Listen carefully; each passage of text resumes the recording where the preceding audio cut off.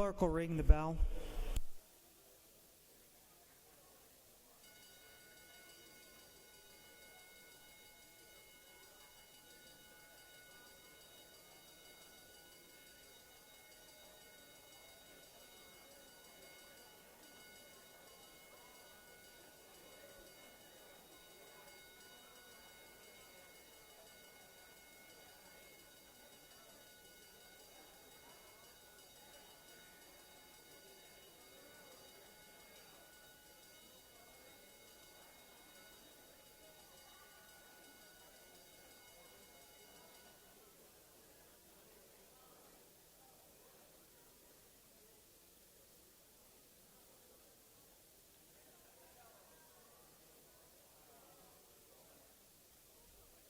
Now's the time for all members to come to the chamber.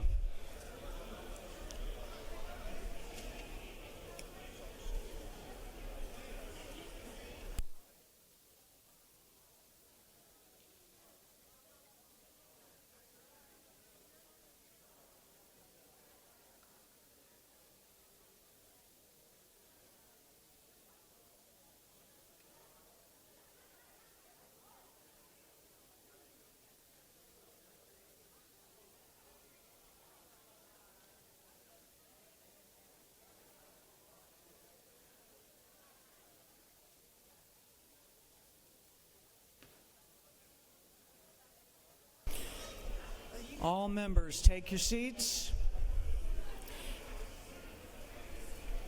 All members, take your seats. For what purpose does leader of Strachan rise? Make a motion.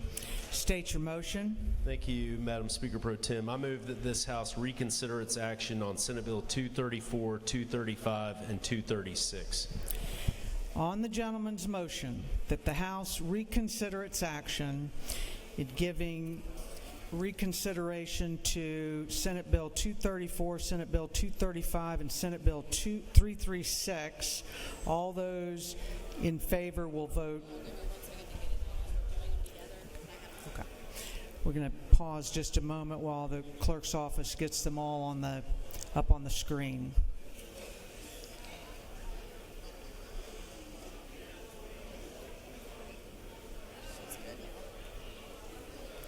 Okay. On the gentleman's motion that the House reconsider its action in failing to give Senate Bill 234, 235, and 336 a requisite majority, all those in favor of reconsideration will vote yes. All those opposed will vote no, and the clerk will unlock the machines.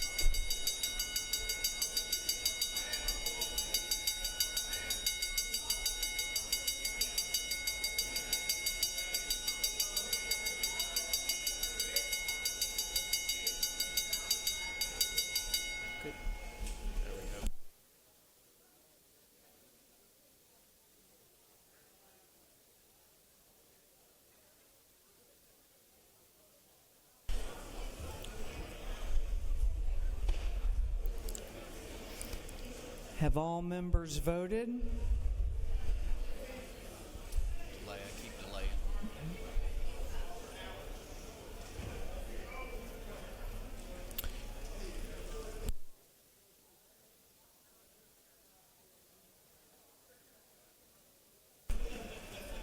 He's voted one here. Yeah. Have all members voted? If so, the clerk will lock the machine on the gentleman's motion. The yeas were 135. The nays were 0. The motion carries, and the House has reconsidered its action. Now that the bills have been reconsidered, we're going to... That goes second. That goes...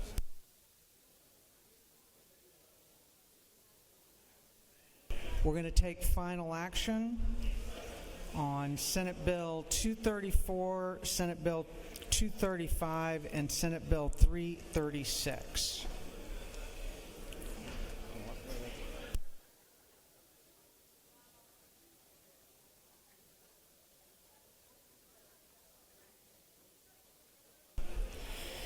So all three bills relate to homestead exemptions, and as you'll recall, they require a 2/3 roll call vote for passage. Third reading and passage of these bills. If there is no objection, we will vote on this local calendar, the three bills as a whole with a recorded vote. Hearing none, it is so ordered. Clerk will read the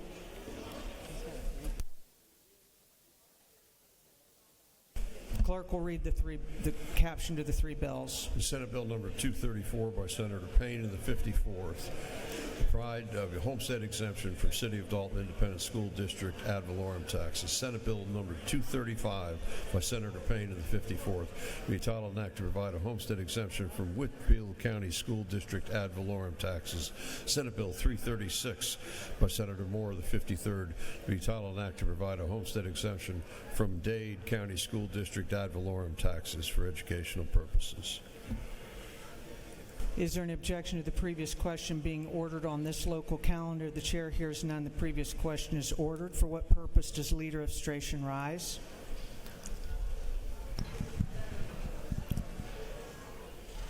Should be a vote. Should just go straight for a vote. Do you have a question? I've no. Do you waive? I'll waive. He waives.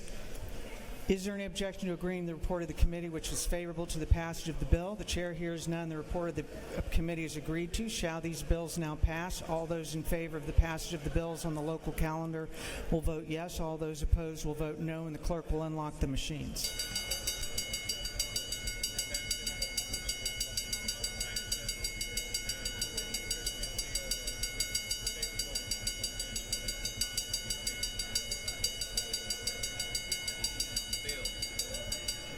Now we do local counter.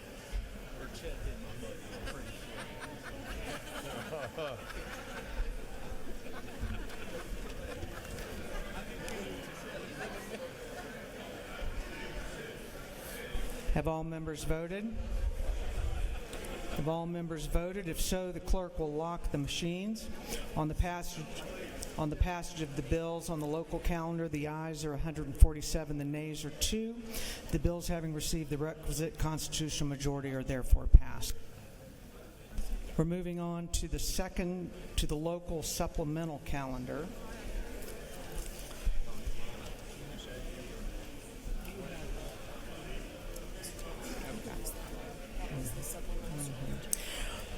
The one bill on the local calendar relates to a homestead exemption and requires a recorded 2/3 roll call vote for passage. Third reading and passage of this uncontested local bill. If there is no objection, we will vote on this local calendar with a recorded vote. Hearing none, it's so ordered. The clerk will read this local calendar. Senate Bill 330 by Senator Estevez of the 35th, City of Atlanta. Yeah.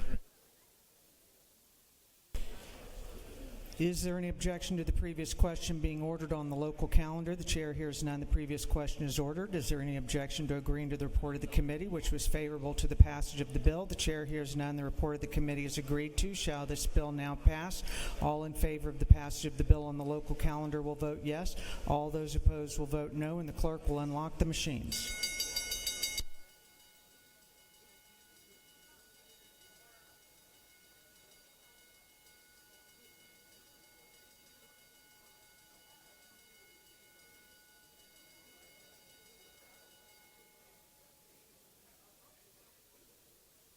Have all members voted?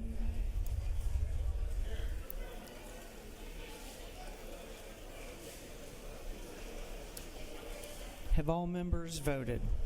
If so, the clerk will lock the machines on the passage of the bill of the local calendar. The ayes are 150, the nays are 7. The bill having received the requisite constitutional majority is therefore passed.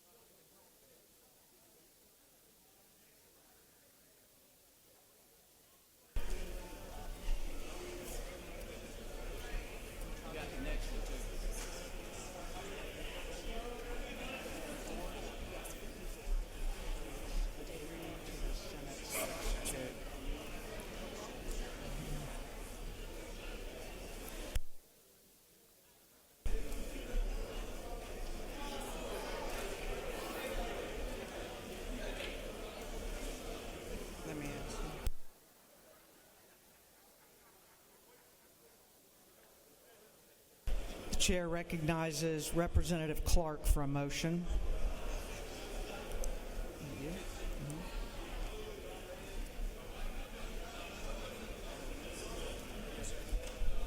I agree to the Senate substitute as amended by the House, House Bill 54. Representative Clark moves that the House agree to the Senate substitute as amended by the House. Clerk will read the caption. House Bill 54 to be entitled an act to amend Titles 16, 31, and 43 of the Official Code of Georgia Annotated relating to crimes and offenses, health and professions of business, respectively, so as to authorize advanced practice, registered nurses, and physician assistants order home health care services. Chair recognizes Representative Clark to explain the Senate substitute and the House amendment. Thank you, Madam Speaker. House Bill 54, as passed in the House, it allowed PAs to sign home health services. And the Senate included allowing APRNs, which I totally support. A few reasons. One, during COVID, it was allowed for 3 years by executive order, and it really expanded health care, helped speed up the home health services, helping those who needed it. And also, we're the last state to allow it. So I fully support it. It's going to really help rural Georgia and just help healthcare in general. Be glad to take any questions. There are no questions. Thank you, and I ask for your favorable consideration of House Bill 54. Thank you.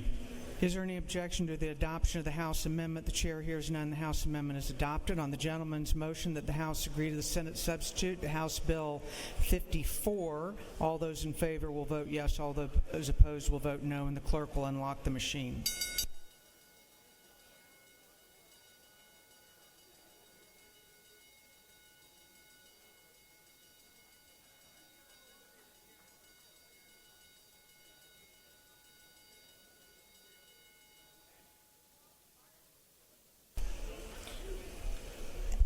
Have all members voted?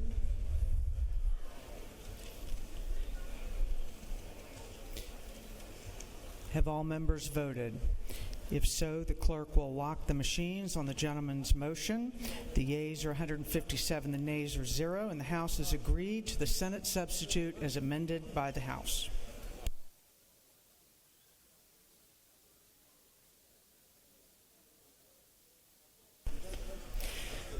Chair recognizes Representative Clark for a motion. House Bill 253, I agree to the Senate substitute as amended by the House. Representative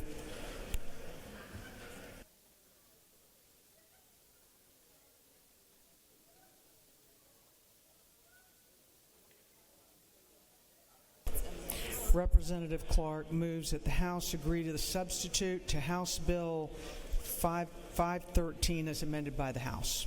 The clerk will read the caption.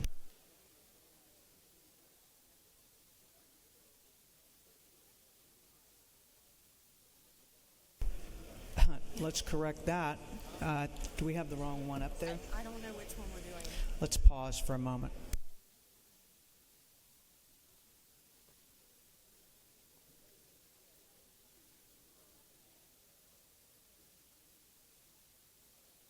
So is this row? And it's Let's do a do-over here. The chair recognizes Representative Clark for a motion. House Bill 253, I agree to the Senate substitute as amended by the House. Representative Clark moves that the House agree to the Senate substitute as amended by the House. The clerk will read the correct caption. House Bill number 253 to be entitled an act to amend Chapter 11 of Title 15 and Article 1 of Chapter 9 and Title 19 of the Official Code of Georgia Annotated relating to juvenile code and general provisions relative to child custody. Chair recognizes Representative Clark to explain the Senate substitute and the House amendment. Thank you, Madam Speaker. House Bill 253, as we passed unanimously, had to do with stopping the sending kids out of state to these reunification camps. And the House amendment. Gentlemen will suspend.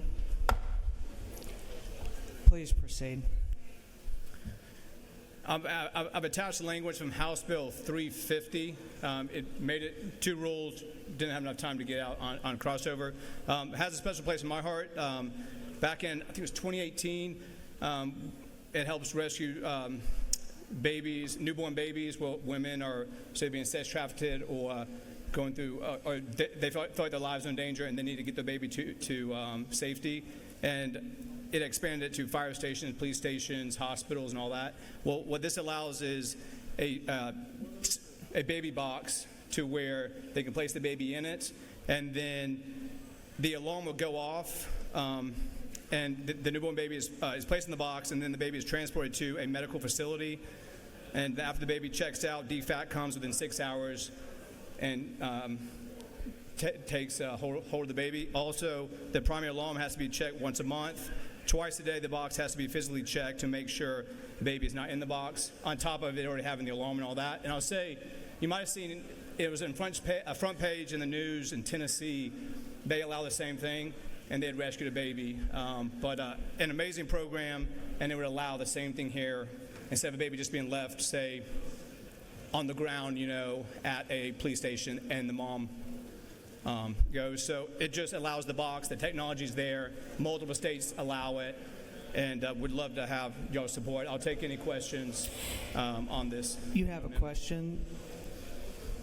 Chair recognizes Representative Cannon for a question. Thank you, Madam Speaker. Do you yield? I yield. I want to first thank you for this subject. It's something very near and dear to my heart as well as a labor doula. But I do have some questions for you. After discussing with some national organizations about the different ways to do this same type of program, my first question is on line 66, it says, provided that the newborn child is no more than 30 days old. Had you considered making that up to 60 days old, which is typical around the country? I know, I remember carrying the bill, from back when I carried the bill, why we had the 30 days. Because a lot of times past 30 days has to do with law and kind of child abandonment or something like that. And I remember when I carried in 2018, we had that 30 days because this is that time where usually if a woman is in fear for her life, sex trafficking, she has the baby and she needs to get the baby to safety. And there's something, from what I remember, is why we have that 30 days.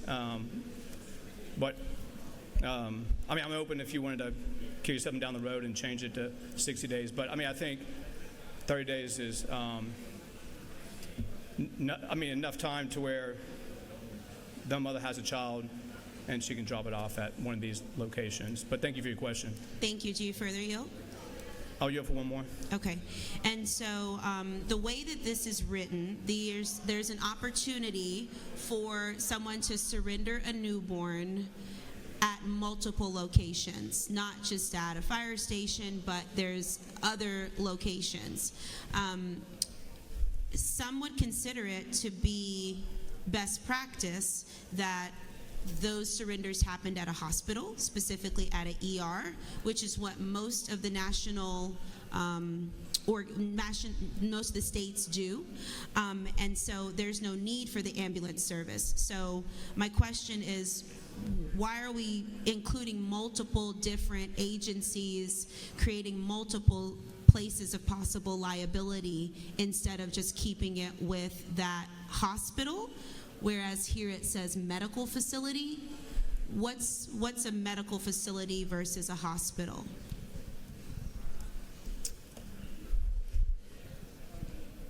I'll say, I passed, and again, I have to go pull up my bill, but it expanded to the locations that's being allowed. And we've had the data, I'm not seeing anything negative come from these different places of letting the baby be dropped off there.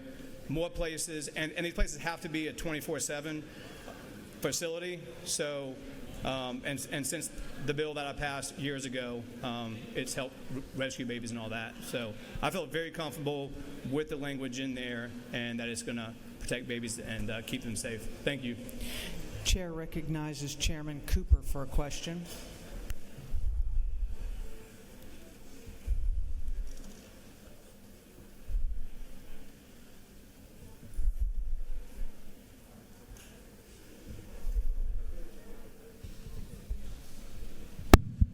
Thank Thank you, Madam Chair. Will the gentleman yield? Yes, ma'am. Okay. Isn't it true that sometimes, usually at hospitals and at the fire station and all, the person, when they're leaving the child, actually comes in contact with either the fireman or the nurse or someone? And many of these mothers do not want to be identified. And so what the boxes do is give them a chance to put the baby in a safe place instead of leaving them in the woods to the elements, gives them a chance to live and to be safe, but the mother doesn't have to identify themselves. Yes, Is that not true? It is definitely true. Thank you. Chair recognizes Leader Efstration for a question. Thank you, Madam Speaker Pro Tem. Does the gentleman yield? Yield. Sir, is it not true that this legislation, which allows for the protection of babies, for them to get put into care in a controlled environment, as legislation was worked on by Representative Cameron very hard, was considered here in this House, and it's just simply part of your bill here at this late stage of session? Exactly. Right in line with my bill, and just protecting the babies, protecting the mothers, and yeah, thank you so much. Thank you for bringing Great this question. bill. Thank you. With that, I yield the well and ask for your favorable consideration of House Bill 253. Thank you. The gentleman has yielded the well. Is there any objection to the adoption of the House amendment? The chair hears none. The House amendment is adopted. On the gentleman's motion, the House agree to the Senate substitute to House Bill 253. All those in favor will vote yes. All those opposed will vote no. And the clerk will unlock the machines.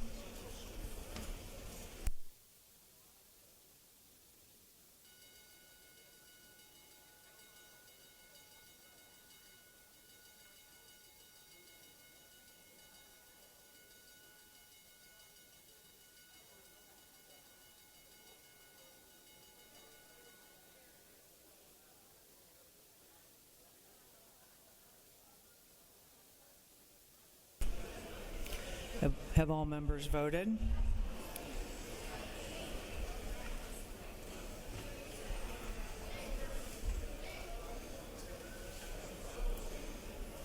For what purpose does Representative Cameron rise? Parliament may inquire. State your inquiry. Is it true, Madam Speaker, that during the process of this bill, a baby was surrendered at a box just over the border from me in Tennessee, and it was successful at a fire hall, and the baby went through the hospital and into foster care successfully? The gentleman knows of which he speaks. For what purpose does Representative Clark rise? Parliamentary inquiry, Madam Speaker. State your inquiry. Is it not true that I had a question for the Speaker, and if he doesn't mind doing a parliamentary inquiry, I'm really curious. I had a town hall, and this issue of Ethan's Law came up, and there were some family law people that were concerned about this outlawing the ability to have families reunite in any type of way. And so I just wanted to get clarification on that. Is that not true, Madam Speaker? I'm sure the lady knows of which she speaks, and I encourage her to speak with the original author about that. Have all members voted? If so, the clerk will lock the machine. On the gentleman's motion, the yeas were 146, the nays were 15, and the House has agreed to the Senate substitute to House Bill 253.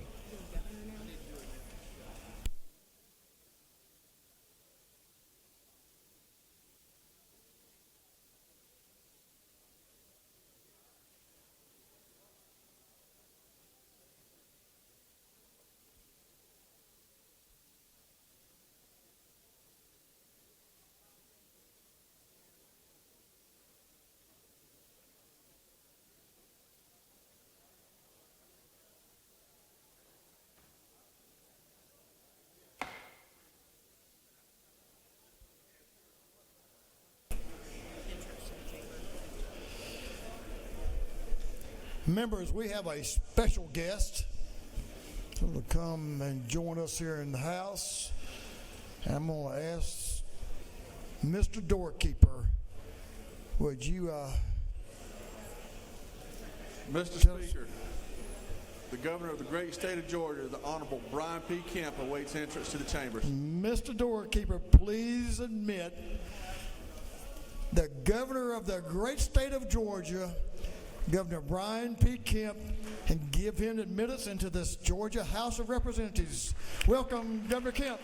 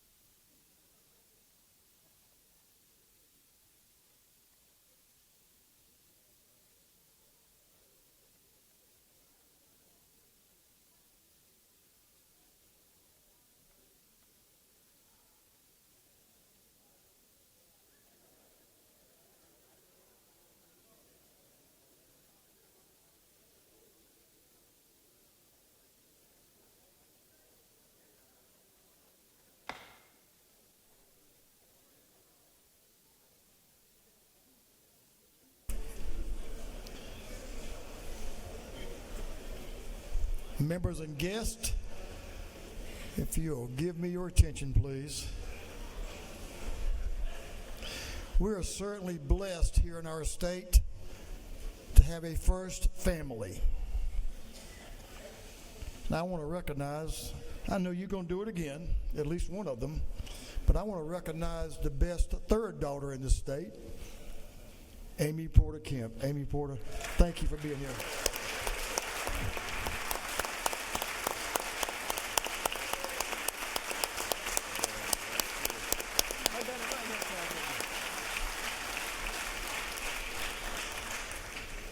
And the First Lady of our state blessed us earlier with her presence in this chamber. First Lady Marty Kemp, you're appreciated in so many different ways by this House and by the people of this state. Thank you for being so proactive in so many issues that are important to Georgians, and thank you for supporting our governor. Let's give a wonderful round of applause to that First Lady.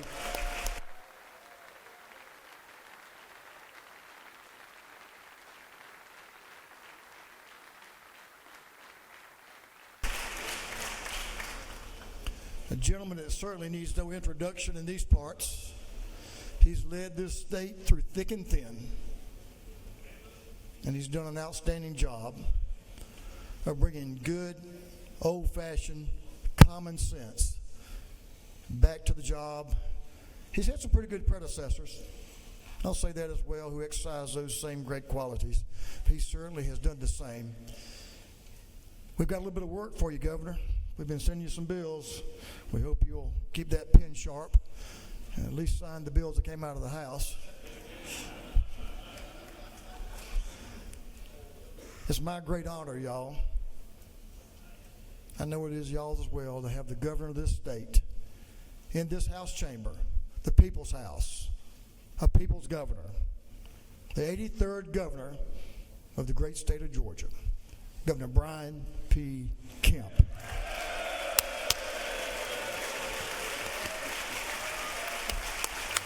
Oh, man. Thank y'all. Thank y'all so much. Happy signing day, everybody. Thank you so much. I was just thinking when the speaker was talking about keeping the pens, sharpening the pens up, I was thinking to myself, they're sharp. It's just a matter of which color we're going to use.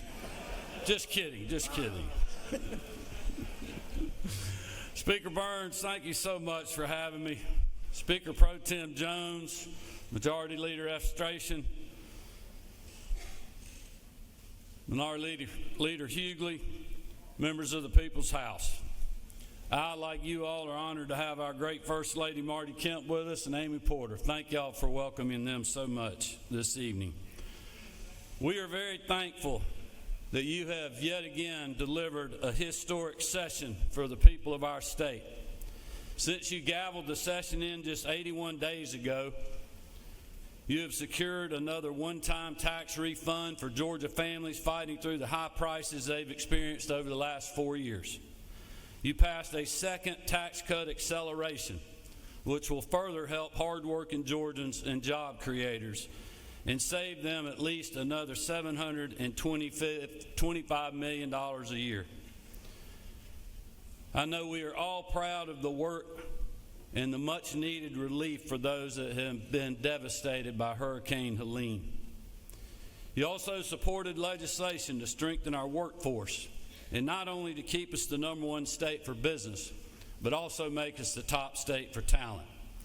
And together, we have achieved something no other General Assembly has done in over a generation, and that is pass meaningful tort reform. Now, I know you all know that fight was hard and the debates were fierce, but it's my belief at the end of the day, we have a common sense, comprehensive piece of legislation that will keep our state moving in the right direction. And while tort reform may have been controversial, and some people may have been for it, and others may have been against it, one thing we can all agree on is nobody wanted a special session. I also want to thank you for your work on getting the FY 2026 budget passed. Chairman Hatchett, thank you for your leadership, and I know it was a lot of hard work this year especially. Included in that budget are strategic investments that make our state stronger and further develop our infrastructure. Through those investments, the state is doing what we can to keep people working in all parts of our state, no matter your zip code. And they're doing this while returning taxpayer dollars to where they belong, to our people. Appreciate the strong support in the back of the chamber.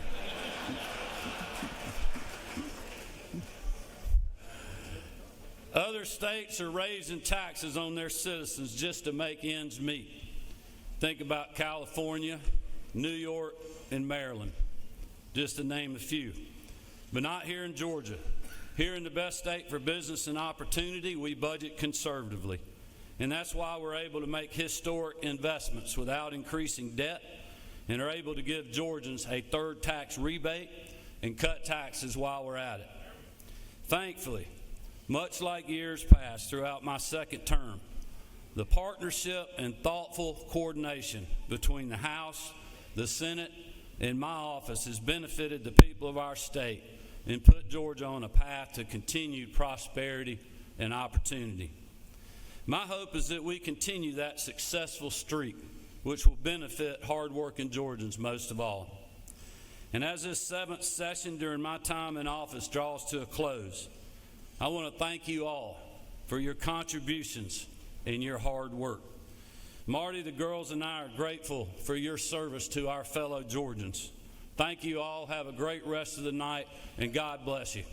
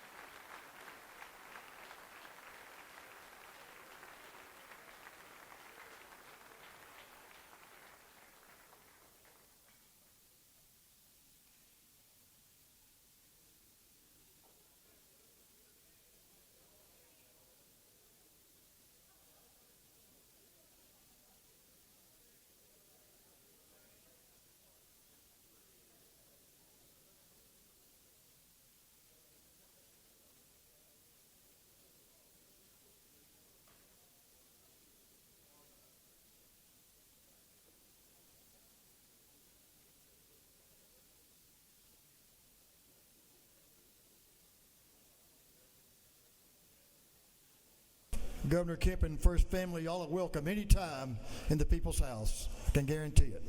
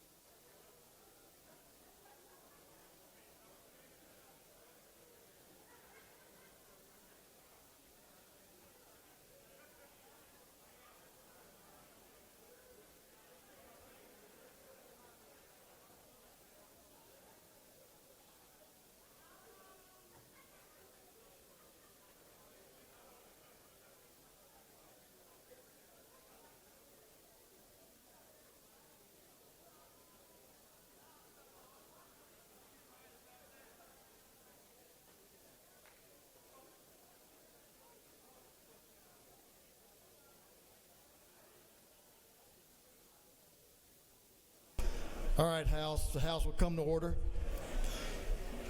House will come to order.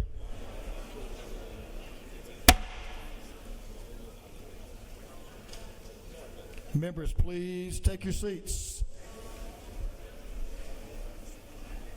We're going to move on to a little bit more business for the people.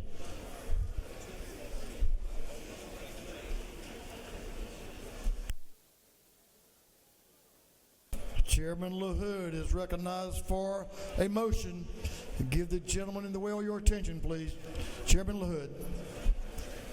Thank you, Mr. Speaker. I move to agree to the Senate sub as amended by the Senate of House Bill 513.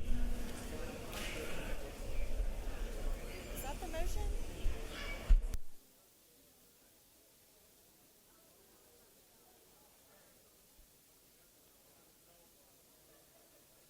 Mr. Clerk, will you read the caption?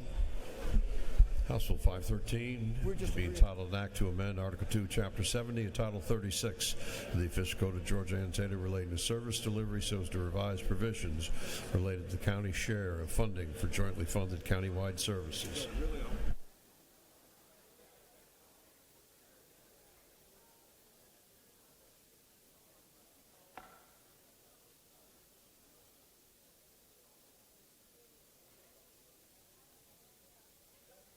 Okay, members, give the member in the well your attention. Chairman LaHood is recognized to explain the Senate substitute. Thank you, Mr. Speaker and members. This is House Bill 513 sub that the Senate sent back to us. And what they did was just add further clarification to help cities and counties avoid conflict and keep their citizens safe as they negotiate their service delivery strategy. Mr. Speaker, I ask for favorable consideration, and I'll yield the well.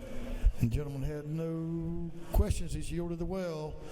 On the gentleman's motion that the House agree to the Senate substitute to House Bill 513. All those in favor will vote yes. All those opposed will vote no. And Mr. Clerk, will you unlock the machines?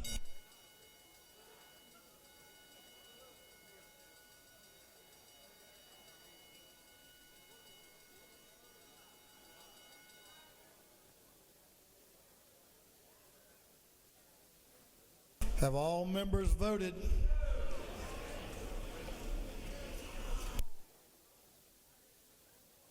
All members voted.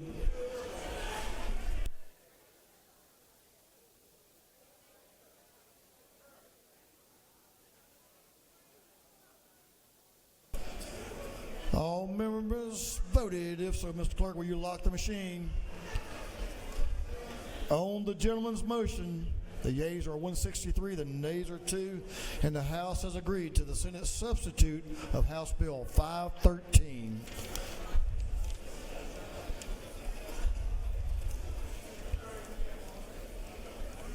Chairman LaHood is recognized for a motion. Mr. Speaker, I move that this House agree to the Senate sub to House Bill 645. Mr. Clerk, will you read the caption? House Bill 645 to be entitled an act to amend Article 1 of Chapter 7 of Title 31 of the Official Code of Georgia Annotated relating to regulations of hospitals and related institutions.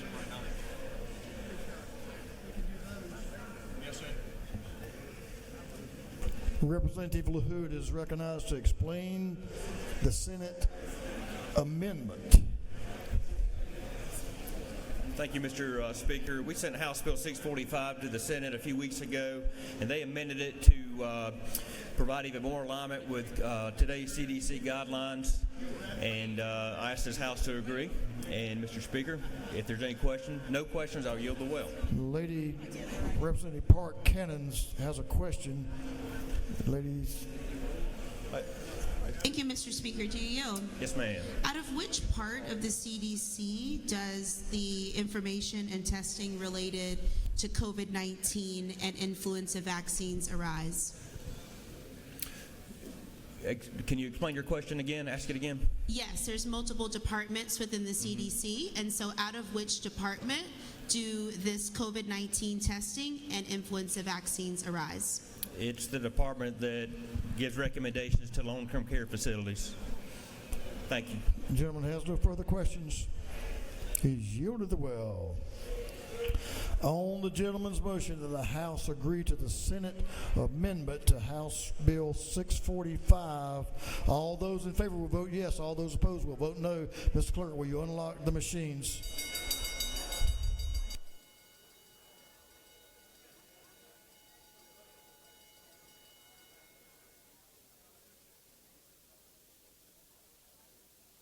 Have all members voted?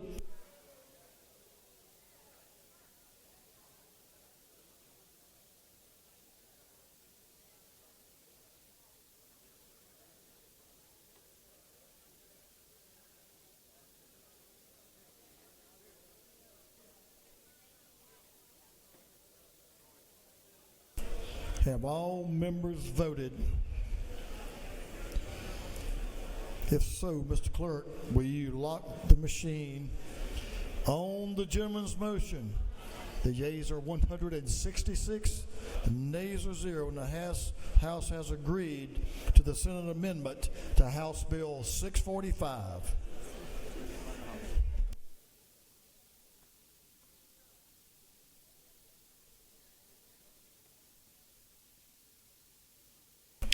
Representative Townsend is recognized for a motion. Mr. Speaker, I'll be asking the House for an agreeable on House Bill 233 that was amended in the Senate. Mr. Clerk, will you read the caption? House Bill number 233 to be entitled an act to amend Article 3, Chapter 3, Title 50 of the Official Code of Georgia annotated relating to other state symbols so as to designate Brunswick stew as the official state stew.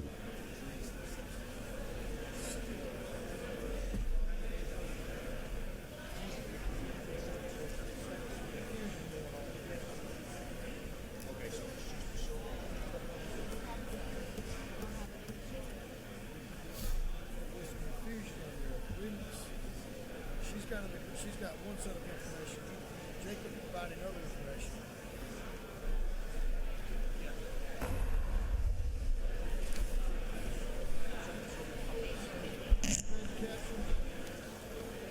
Mr. Speaker, I'd like to agree to the Senate sub House Bill 233. The gentleman moves that the House agree to the Senate substitute to House Bill 233. The gentleman is recognized to explain the Senate substitute. Thank you, Mr. Speaker. Section 1. This is the original Brunswick stew bill. It has added ingredients to the Brunswick stew, and the extra ingredients include: it makes the fourth Friday in November National Sugarcane Syrup Day or Syrup Day in Georgia. Section 2 is the original Brunswick stew bill, making it the official state stew of Georgia. We had some great stew downstairs tonight. I call it the North Georgia stew, and they're definitely welcome down there and help us out down in Brunswick. Section 3 is cornbread is designated as official bread of Georgia. And Section 4 was added also by the Senate. Well, basically, it's the foreign country concerned, such as China.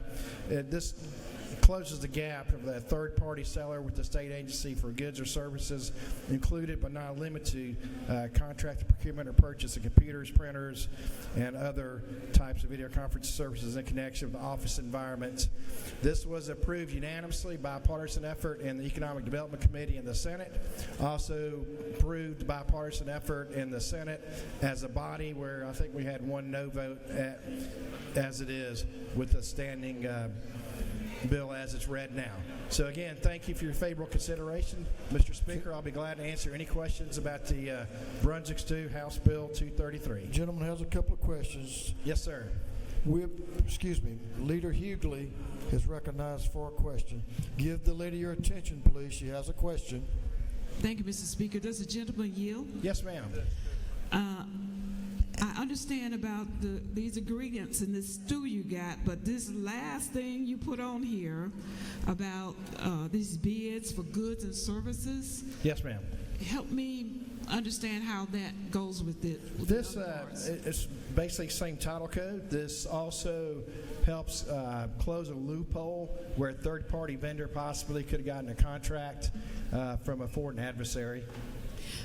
Would you agree it might be the same code, but it's different subject matters? the way we looked at it and the Senate approached it and we approached Ledge Council, it seemed to all fit together, ma'am.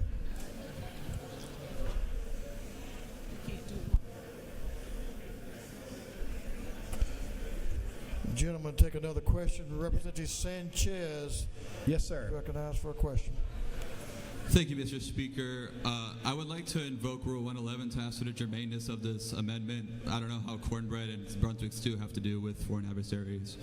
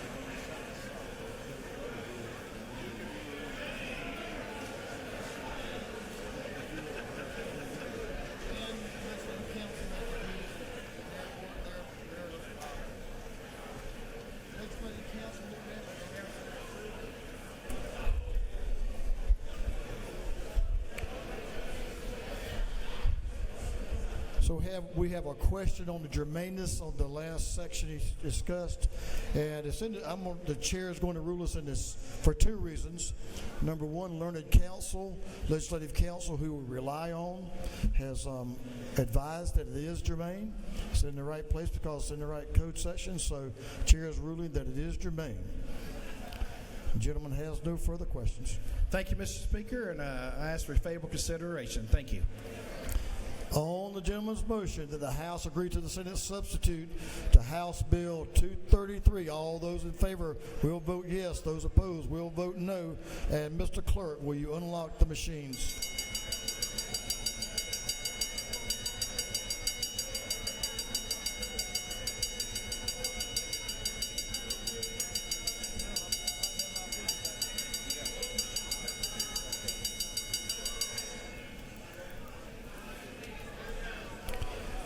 Have all members voted?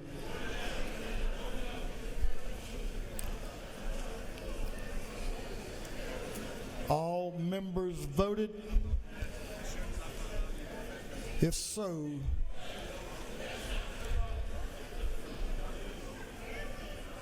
Mr. Clerk, will you lock the machine? On the gentleman's motion, the yeas are 113, the nays are 51, and the House has agreed to the Senate substitute to House Bill 233.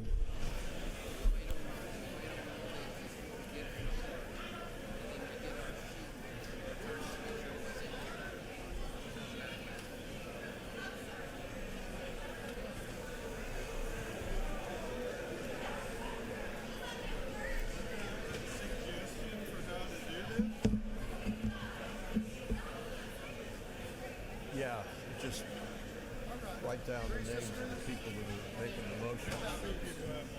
They do, but they're all in health and they're all in public health.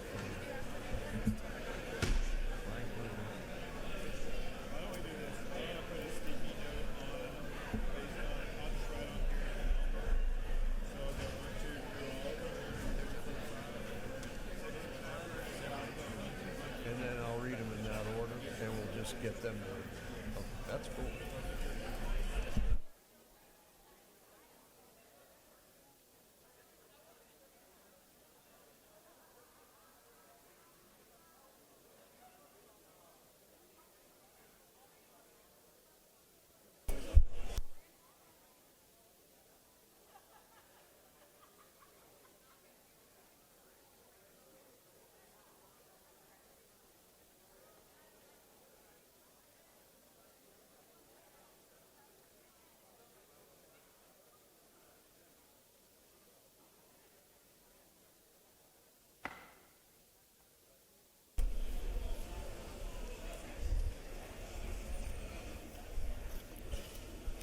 We have a whole slew of afternoon orders. I'm going to break them up and recognize a couple of people to bring an afternoon order now. You'll have a couple of minutes max for your afternoon order. It's not here. Representative Townsend, are you ready for an afternoon order? Give the gentleman your attention, please. This has an afternoon order. Representative Townsend's recognized for an afternoon order. Thank you, Speaker Burns. I want to thank a couple young men here. They traveled from Georgia College, Mr. J.T. Marshburn and Harrison Edwards, for doing a great job. J.T. was just elected to office with the National Republicans, and so we're proud of him. Both are college students and helped out and met him through the Ken Vance. We're really proud of those young men, believing in the political process and learn about both sides of the issue. So again, J.T. Harrison, thanks for being at the Capitol, and you're the future of Georgia. Thank you very much, Mr. Speaker.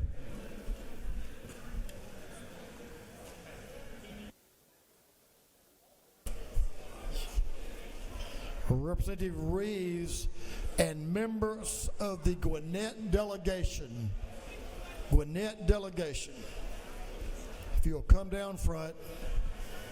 Thank you, Speaker Burns. Oh, the gentleman wants to spin. Give him a minute to get down.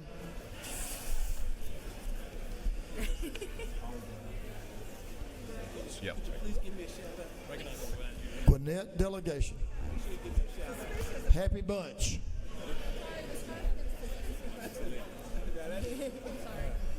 You got one more coming over here, Representative Coyer. Gentleman's recognized. Thank you, Speaker Burns. Members of the House, I have two resolutions from our Gwinnett delegation. The first is Aligarh University of India. They have an alumni association in Atlanta. They are having a picnic tomorrow in Gwinnett County to wrap up Ramadan. We have a resolution honoring them. They do interfaith medical missions along with Mercer University and a lot of good cultural things around Georgia. So join us in commending Aligarh University alumni of Atlanta. And then secondly, we have a resolution for the Payne Corley House in Duluth. This is a historic preservation that was done by 5 businesswomen, Judy Burrell, Jane Wilson, Margie Ross, Emma Devers, and then Annette Summerhour. It's been a wedding venue for years. It's now under ownership of Jen and Alex Kim. Andy Kim works with them, and they are doing a great job. There's a florist that has sprung out of that house, but it is a perfect example of business women doing historic preservation and doing great business in Georgia. So let's commend the Payne Corley House in Gwinnett County as well. Thank you. I yield the well.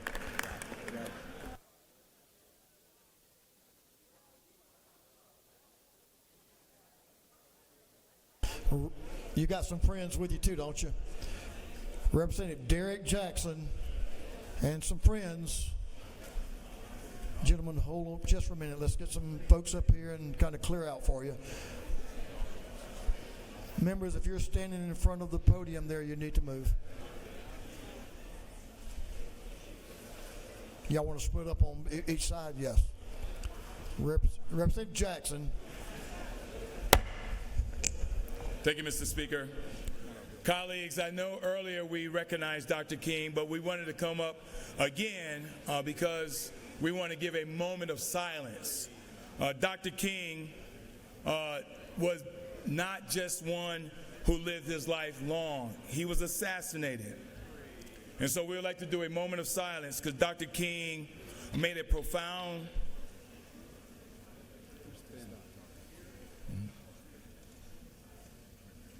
Proceed. Thank you, Mr. Speaker. Dr. King made a profound contribution to the civil rights movement from 1955 to 1968, advocating for racial equality, justice, and for the right to vote through nonviolent protests. His leadership in events like the Montgomery bus boycott, the March on Washington, helped lead to significant legislative victories such as the Civil Rights Act of 1964 and the Voting Rights Act of 1965, which dismantle institutional segregation and secure voting rights for all, including African Americans. Today, his work continues to serve as the foundation for defending the rights he fought so hard to secure in the face of current challenges, including attacks on voting rights and civil liberties. And so we want to offer up this moment of silence. Some of us, myself and Representative, I was going to say Teddy, Teddy Reese, we are members of the same fraternity that Dr. King was, and that's Alpha Phi Alpha Fraternity Incorporated. So just a moment of silence on our late beloved brother. Thank you, Mr. Speaker. Thank you, Representative Jackson. Representative Mathiak.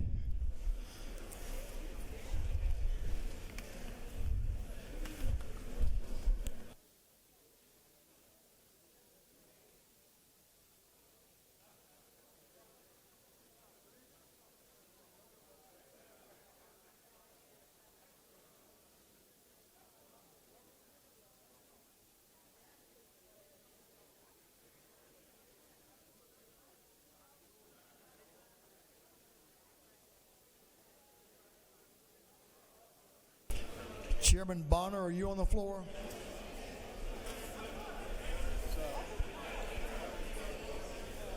I don't think he's on the floor. Do you need to hold up, or can you go ahead?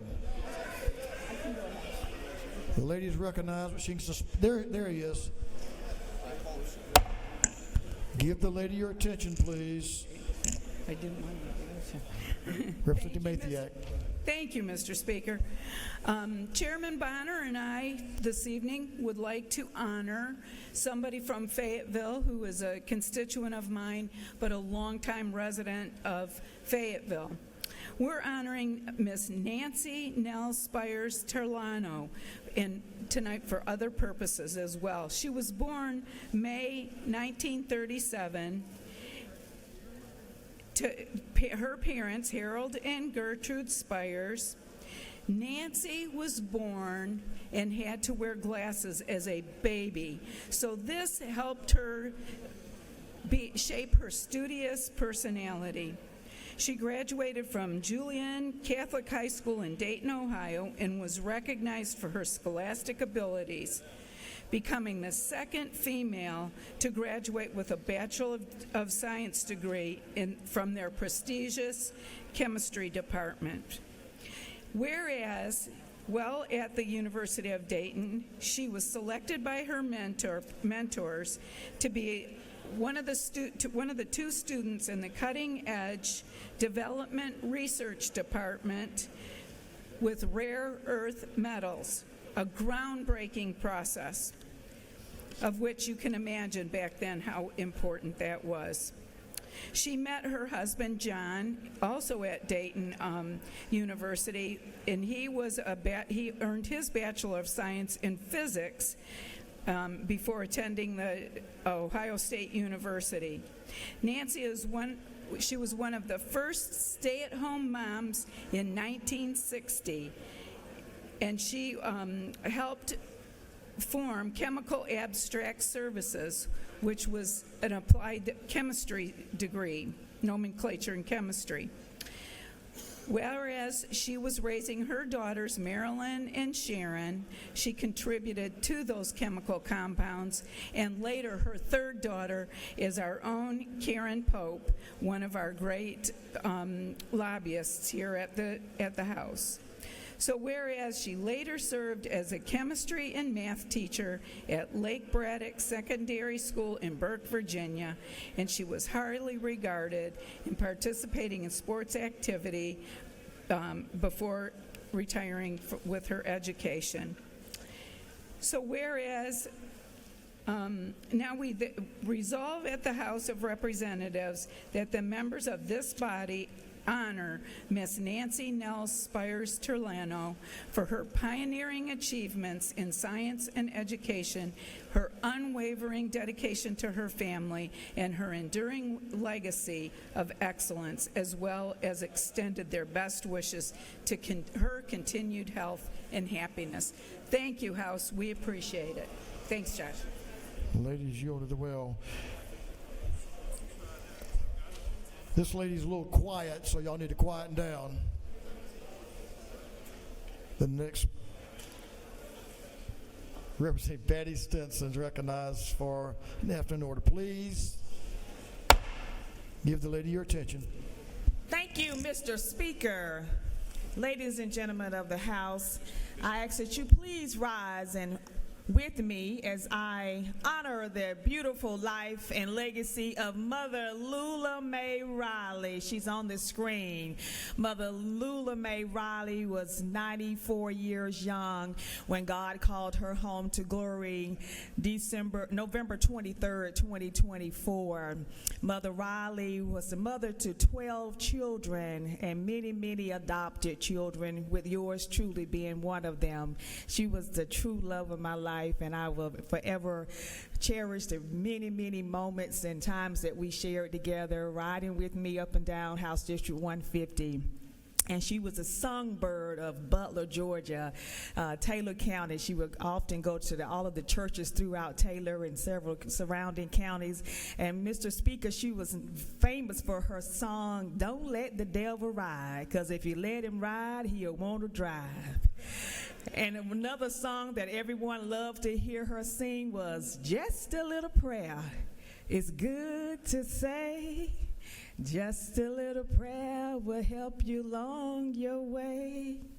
Just a little prayer will give you peace of mind. It's mighty good to say a prayer sometime. Miss Lula Mae Riley, you'll forever be in our hearts and our minds, and I love you forever. Just a little prayer is always good to say. Thank you, Mr. Speaker, and thank you, colleagues, for joining me in honoring the beautiful life of Mother Lula Mae Riley, the songbird of Taylor County. Thank you. Great lady. Two beautiful ladies. Members, if you'll remain standing. Thank you, Representative Stinson. Representative Hagan is recognized for remembrance of a public servant in her district. Give the lady your attention, please. Thank you, Mr. Speaker. I wanted to get up this evening and pay tribute to the Mayor Pro Tem of the City of Idalia, Mr. John Raymond Turner, who passed away this Wednesday. Mr. Turner was a faithful public servant for 4 decades in Vidalia and Toombs County, and his loss leaves a void in the community that will not be easily filled. I met him when I was the chair of the Toombs County Republican Party, and he was the chair of the Toombs County Democrat Party, and we spent hours and hours together at the elections office watching them open absentee ballots, and immediately I recognized that this was a man of conviction, quiet strength, and kindness that I will not forget. He's survived by his sweet wife, Miss Lily, their son, Keith, and their extended family. And I just ask you all if you please join me in a moment of silence in remembrance of Mr. Turner. Thank you, colleagues, and Mr. Speaker. A good man. Excuse me. A good man. Representative Tran, are you on the floor? Here he is. If y'all remain standing. Representative Tran is recognized for remembrance.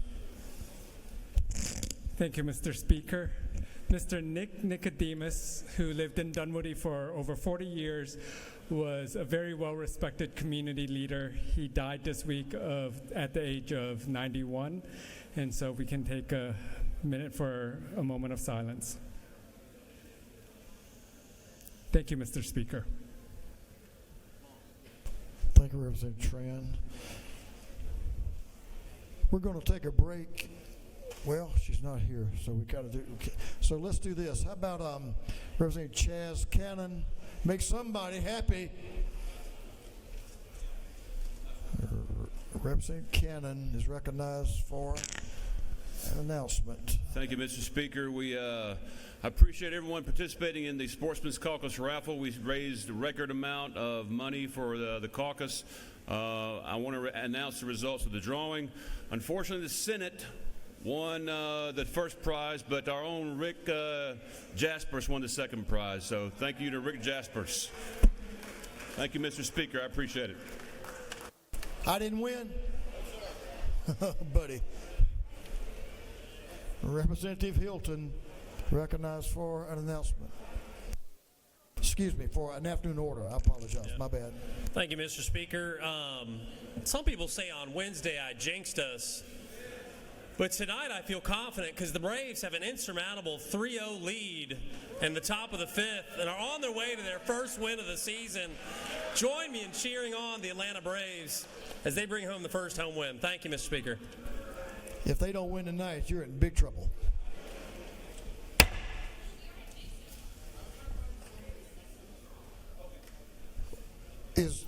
Yes.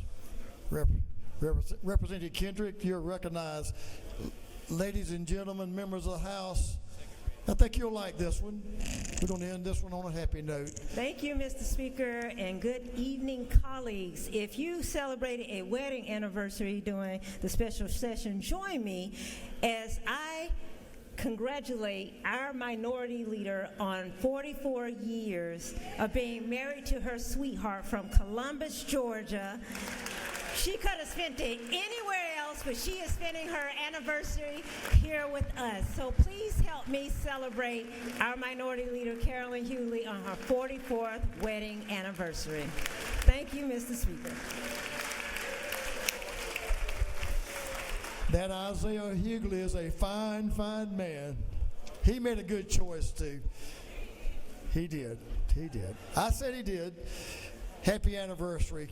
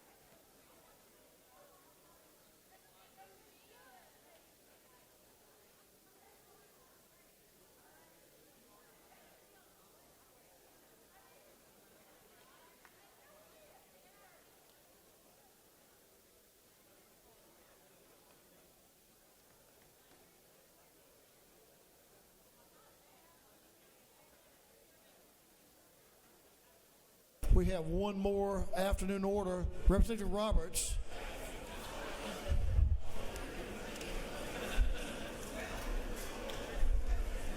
If you know what's good for you, you better do this one. Representative Roberts is recognized for Thank you, Mr. Speaker. I promise to be very brief. My aunt is turning 80, and we're celebrating her birthday tomorrow in Rocky Face, Georgia. And my mom turned 78 on Wednesday, and I just wanted to wish them both a very, very happy birthday. Thank you.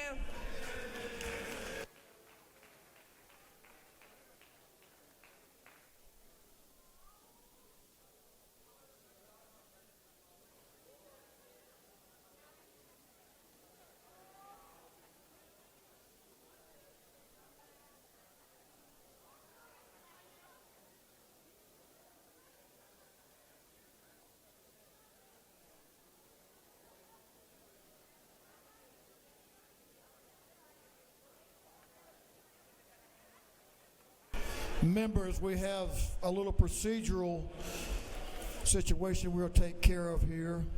We have a number of bills that need to be first read and assigned to committee. What I'm going to ask you to do is allow us to waive those rules as we would normally do. Instead of reading each one individually, each member making a motion, I'm going to allow the clerk to read them all and make one motion and assign them to committee. Does that make sense?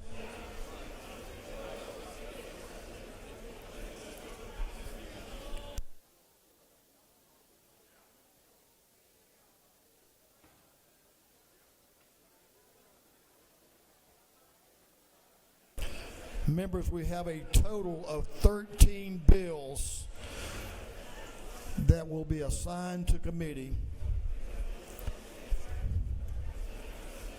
And we will suspend the rules as normal, but we will just read them individually as a group and then assign them.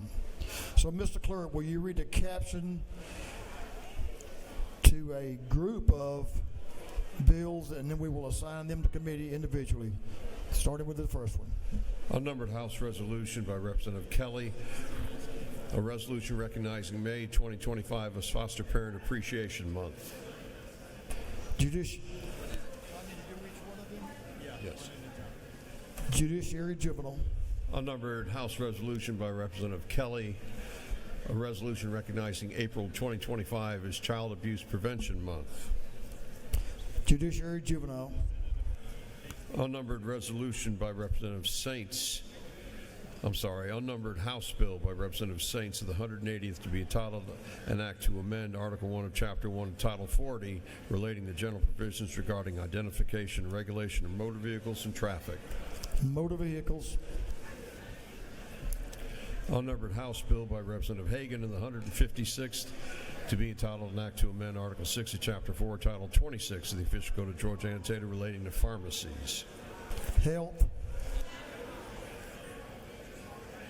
Unnumbered House Bill by Representative Franklin of the 160th to be entitled an act to amend Chapter 6 of Title 47 of the Official Code of Georgia annotated relating to the Georgia Legislative Retirement System. Retirement.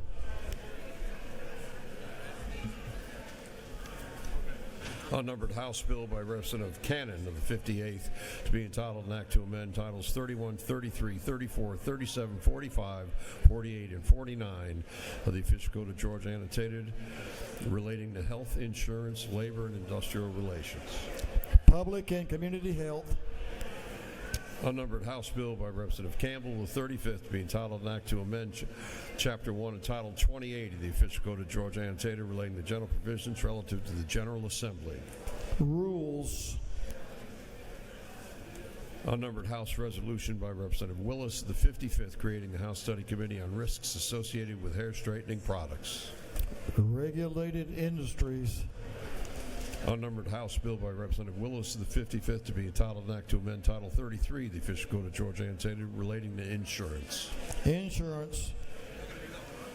Unnumbered House Bill by Representative Willis of the 55th to be entitled an act to amend Chapter 24, Title 33 of the Official Code of Georgia annotated relating to insurance generally.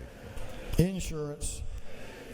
Unnumbered House Bill by Representative Lupton of the 83rd to be entitled an act to amend Article 1 of Chapter 2A of Title 31 of the Official Code of Georgia annotated relating to the Department of Public Health generally. Public and community health. Unnumbered House Bill by Representative Lumpton of the 83rd to be entitled an act to amend Titles 33, 34, and 48 of the Official Code of Georgia annotated relating to insurance, labor, and industrial relations. Ways and means. Unnumbered House Bill by Representative Lupton of the 83rd to be entitled an act to amend Title 31 of the Official Code of Georgia annotated related to health. Health.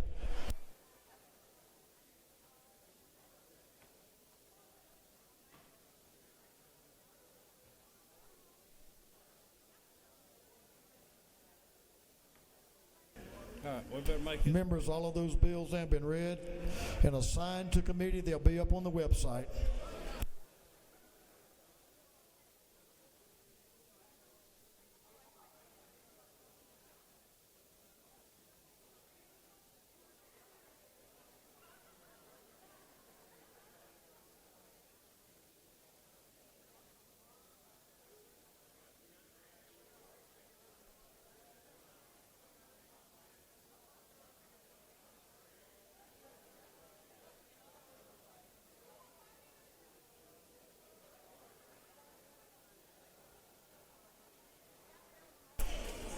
Members, welcome a former member of this House back to the House, my friend Doug Stoner, who's now serving Georgia on the Georgia Department of Transportation Board.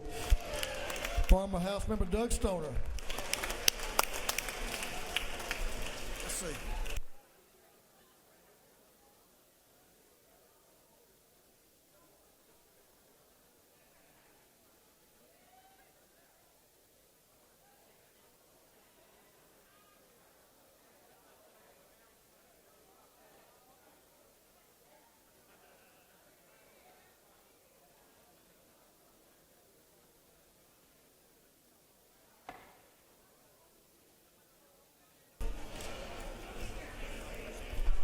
Okay, members, we can take a break in a few minutes.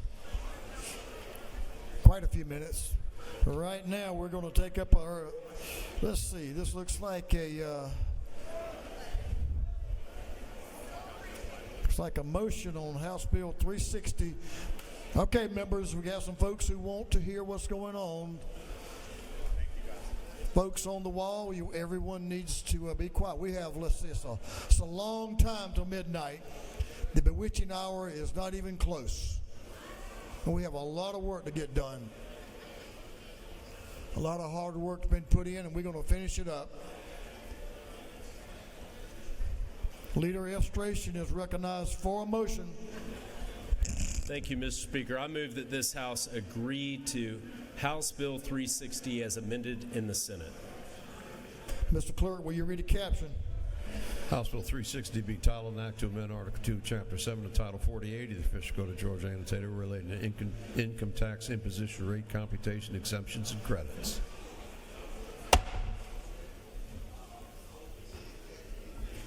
Conversations need to exit to the anteroom. Members, I know we have a lot of guests in here, but we will conduct the business of this House.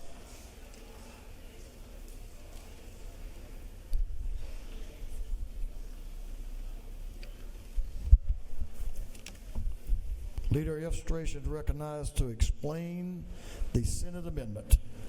Thank you, Mr. Speaker. The Senate amendment is really limited. It only operates in three specific areas. The first is that for historic tax credits where participants are already in the queue to receive them, originally the bill passed in the House allowed those folks in line for 27, 28, and 29 to be available to come to the front of the line, not replace anyone. Now it's just limited to 27 and 28, so 2029 is out. The second thing is previously this applied only to a limited area, a 10-mile radius, which would include the city of Atlanta. That part is also out now, so it would have statewide applicability. And third, for tax credits utilized for 2027 and 28, first, the certificate of occupancy must be by July 1st of 26, not the end of the year. And it would be 90% or 90 cents on the dollar for tax credits utilized in 27 and 85 cents on the dollar for tax credits utilized when in line for the 28. Mr. Speaker, I'm happy to answer any questions. The gentleman has no questions. I yield the will. On the gentleman's motion that the House agree to the Senate amendment to House Bill 360, for what purpose is Representative Carson rise?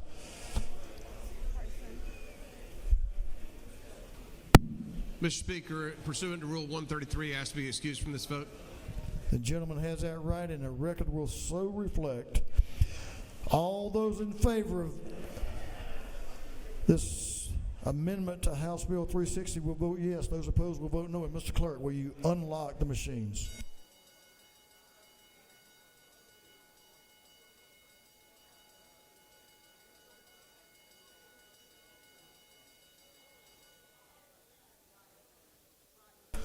Have all members voted?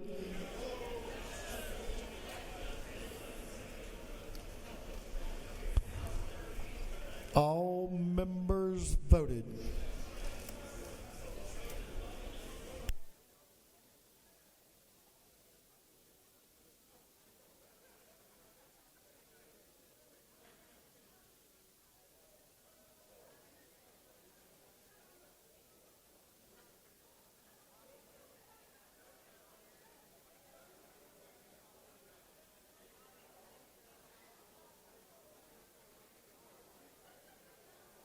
Have all members voted? If so, Mr. Clerk, will you lock the machine? On the gentleman's motion, the yeas are 158, the nays are 5, and the House has agreed to the Senate amendment to House Bill 360.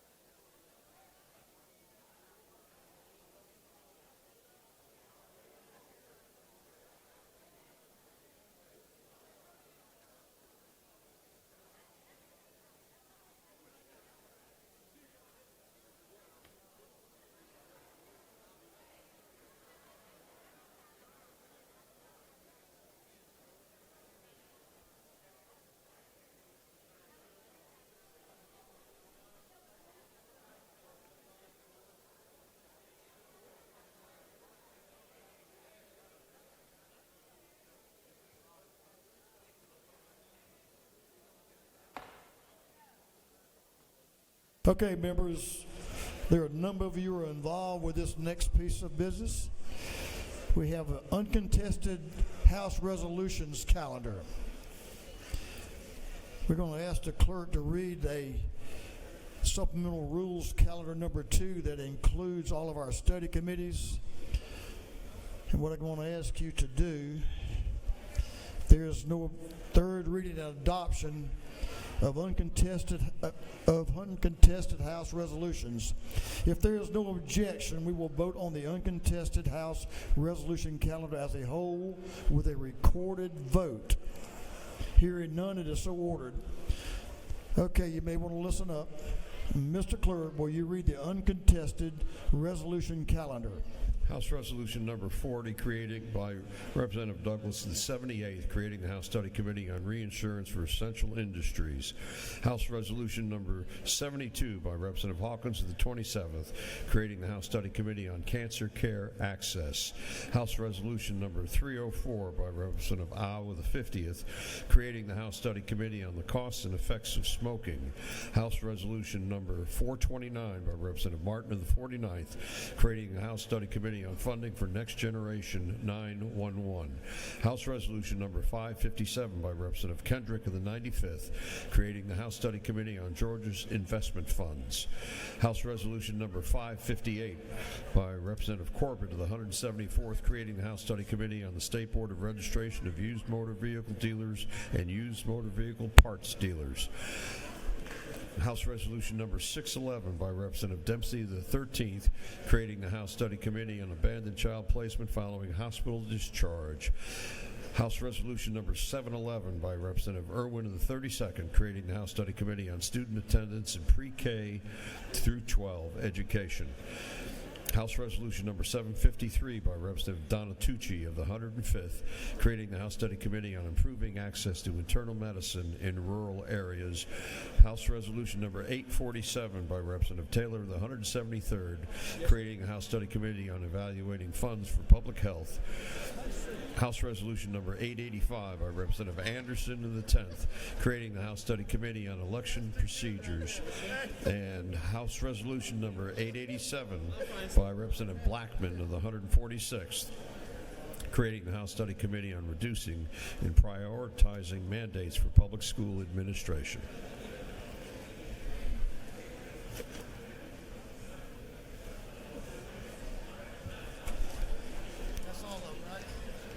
Is there any objection to the previous question being ordered on the uncontested resolution calendar?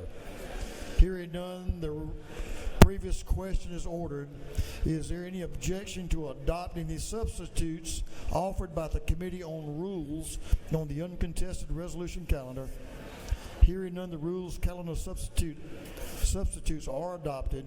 Is there any objection to agreeing to the report of the committee, which was favorable to the adoption of the resolutions? Hearing none, the report of the committee is agreed to. Shall these resolutions now be adopted?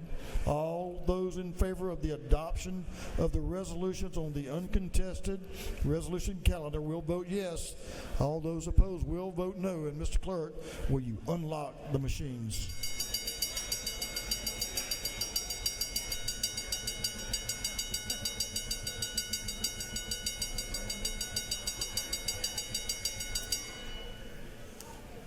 Don't want to make them nervous.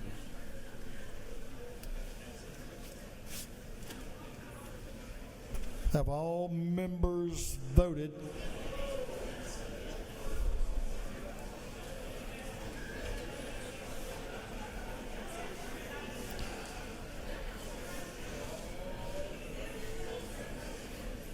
Have all members voted? If so, Mr. Clerk, will you lock the machines? On the adoption of the resolutions on the uncontested resolution calendar, the yeas are 166, the nays are 0. These resolutions, having received the requisite constitutional majority, are therefore adopted. Good work, Clerk. Thank you, sir. Yeah. That's the best thing you've ever done. One of the best things. One of the best things. One of the best. Mr. Clerk, will you read the caption to Senate?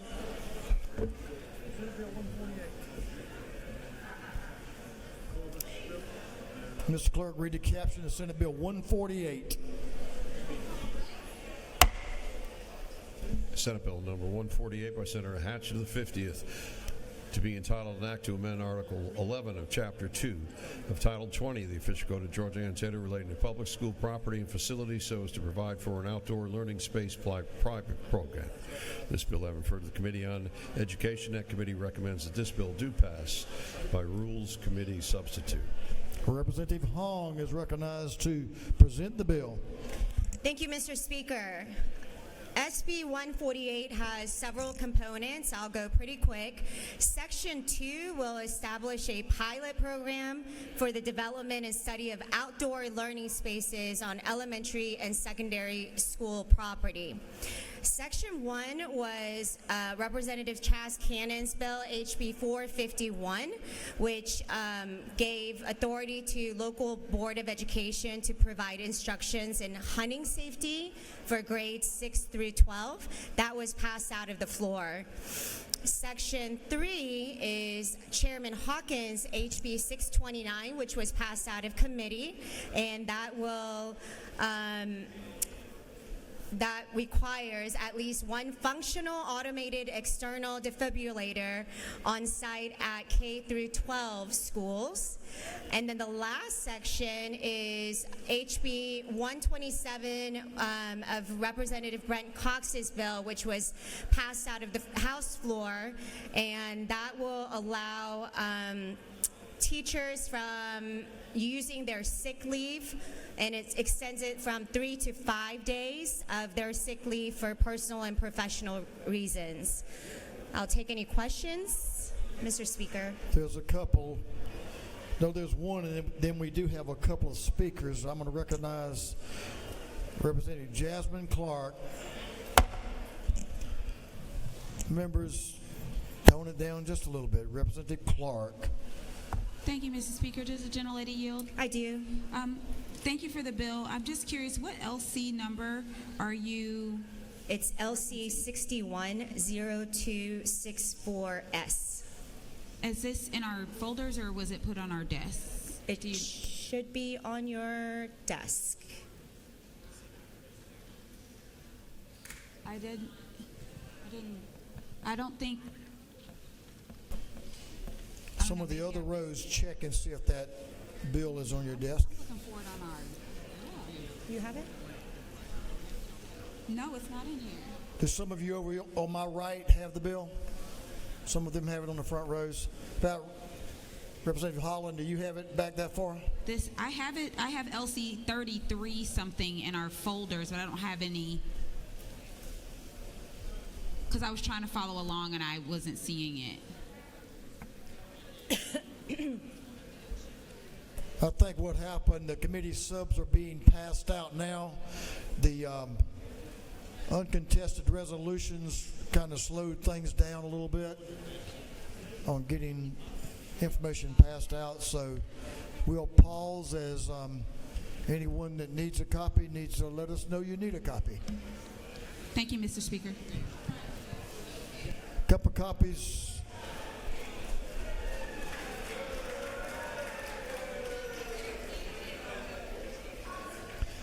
Need some copies down front.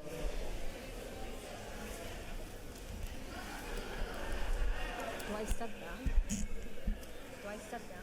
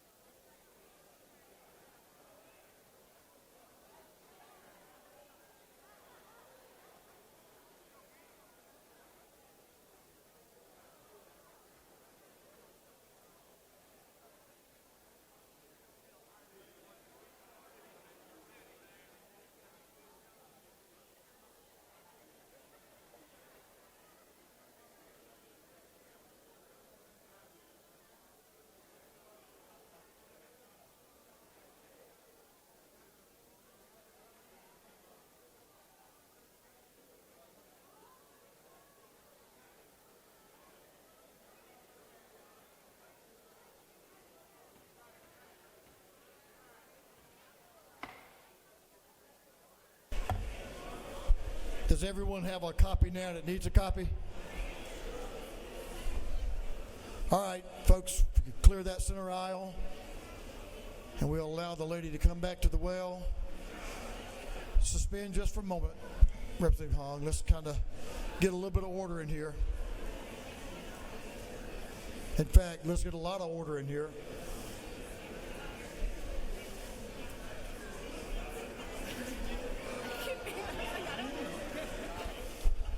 Okay, members.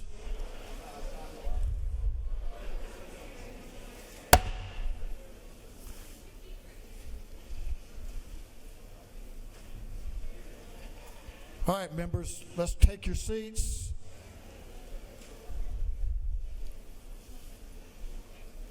We continue to have legislations that is very important to some Georgians. Does everyone now have a copy? Okay, Representative Hong. Ladies recognized. You have no further questions. Thank you, Mr. Speaker. I'll take one more question. You have no further questions. Oh, Unless I come up with one. I don't have one right now. Then I ask for your favorable consideration. I yield the well. We do have a couple of speakers. I'm going to allow you 3 to 5 minutes. 3 sounds really good to me. We're going to start with a teacher. Representative McQueen is recognized as Speaker of the bill. Give the lady your attention, please. Thank you, Mr. Speaker. I rise today in strong support, or this evening, in strong support of the House substitute to Senate Bill 148, a thoughtful and forward-looking piece of legislation that takes meaningful steps to support student health, enrich classroom experiences, and give educators a little more of the flexibility and respect they deserve. This substitute does 3 important things, and every one of them moves us closer to a healthier, more supportive, and more effective school environment. First, this bill creates a pilot program for outdoor learning. This is more than a nice idea. It's backed by research. Outdoor learning has been shown to improve student focus, mental health, physical activity, and engagement, especially for younger learners and students who don't thrive in traditional settings. In the wake of the pandemic, we learned just how valuable fresh air and flexible environments can be. This pilot gives Georgia a chance to explore outdoor learning as a practical, scalable tool, not just a trend. We're not mandating, we're learning. We're piloting a program, evaluating outcomes, and giving districts the ability to innovate in ways that support both academic achievement and student well-being. Second, this bill makes a smart change to our AED requirements. Currently, Georgia law requires a licensed physician to be part of an automated external defibrillator AED program. This substitute removes that requirement, aligning us with best practices in other states. Why? Because AEDs are designed to be used by laypersons in emergencies. They're accessible, automated, and intuitive. By removing unnecessary red tape, we make it easier for schools, athletic programs, and community spaces to expand life-saving access without waiting on paperwork or costly oversight. Third, and I want to speak directly to my fellow educators and school leaders here. This bill increases from 3 to 5 the number of accumulated sick leave days that teachers and school staff can take each year for personal or professional reasons, what teachers normally call personal days. This is small on paper, but it's big in practice. Huge. Our teachers are juggling more than ever. Overcrowded classrooms, emotional strains, second jobs, and family responsibilities, giving them 2 additional days to take care of themselves, their families, or their professional growth is not just about time, it's about trust. It says, we see you, we value you, we know you need space to be your best. It says we want to retain great teachers, not just recruit them. So what do we have here in SB 148? A pilot that supports students' mental and physical health, a common sense health policy that could save lives, a practical change that tells teachers their time matters too. These are smart, modest, bipartisan changes that collectively make a meaningful difference. I commend the House Education Committee for their work on this substitute, and I urge my colleagues to vote yes for student well-being, for educator dignity, and for a future of thoughtful innovation in Georgia schools. Thank you, and I yield the well. The ladies yield the well. Representative Ramon, 3-5, please. Ladies recognized. Thank you, Mr. Speaker. Colleagues, I rise in support of Senate Bill 148. There are incredible sections in this bill, but I wanted to focus particularly on Section 3, which deals with defibrillators, which I will not have a prop today. So I want to talk about why defibrillators in schools are so important, because this is a life-saving measure, and I want to just go through some statistics with you all about what this can actually do.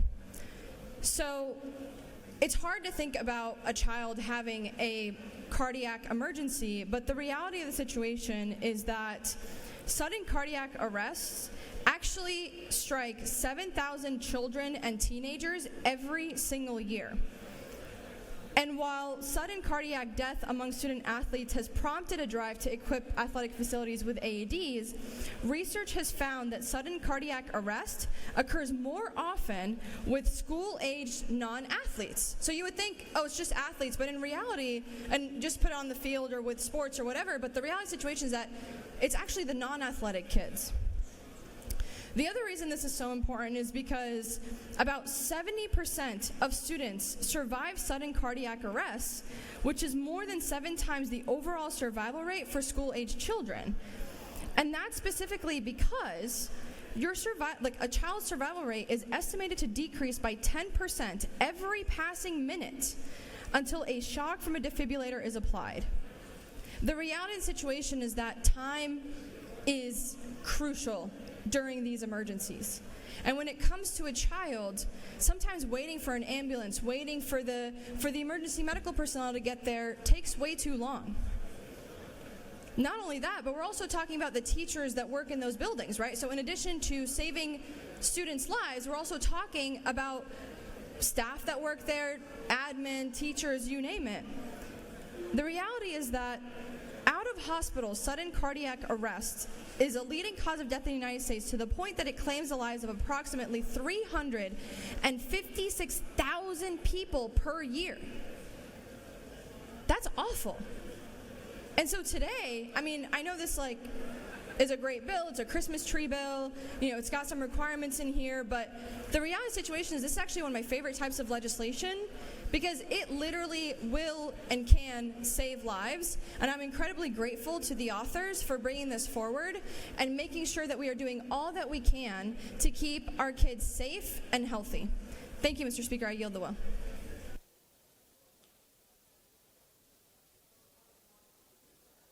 The lady has yielded the well. Leader Estration. Leader Estration is recognized to speak to the bill. 3-5, please, sir. Thank you, Ms. Speaker. I just want to commend the legislators that worked on the language that ultimately is reflected here in SB 148, bills that are providing this comprehensive piece of legislation, underscoring our commitment to enhance educational experiences and ensure the well-being of our students. I want to thank Representative Cox and many members in the chamber who made contributions to this terrific bill. Ms. Speaker, I'd ask the body's favorable consideration. I yield the will.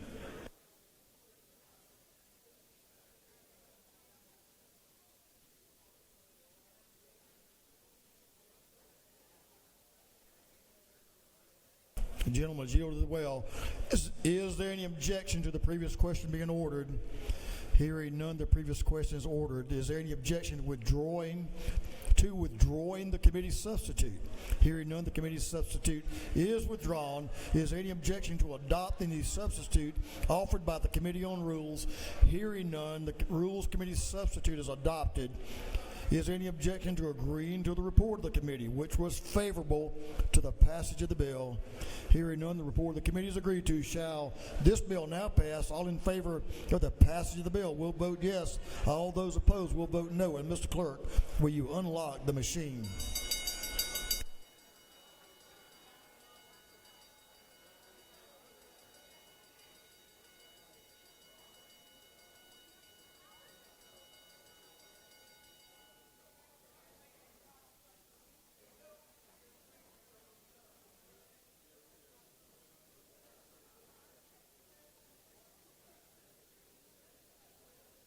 Have all members voted? All members voted.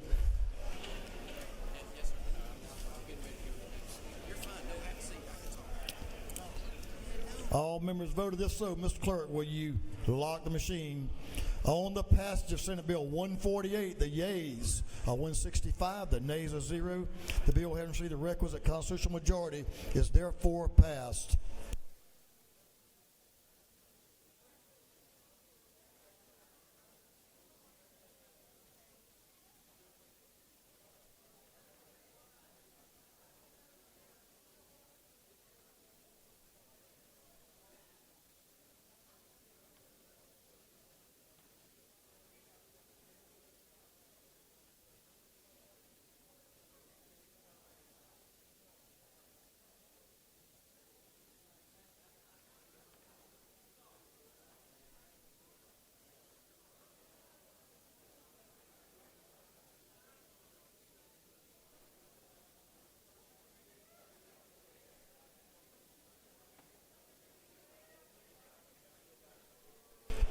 Chairman Powell is recognized for a motion.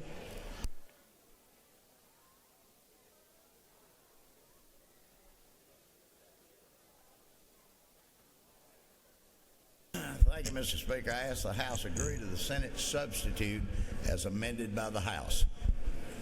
Mr. Clerk, will you read the caption?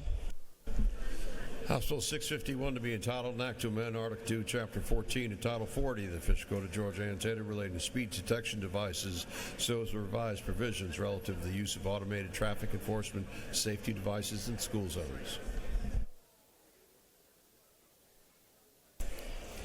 Chairman Powell is recognized to explain the substitute and the House amendment. Chairman Powell. Thank you, Mr. Speaker. And ladies and gentlemen, you got before you a couple of documents. First, I want you to look at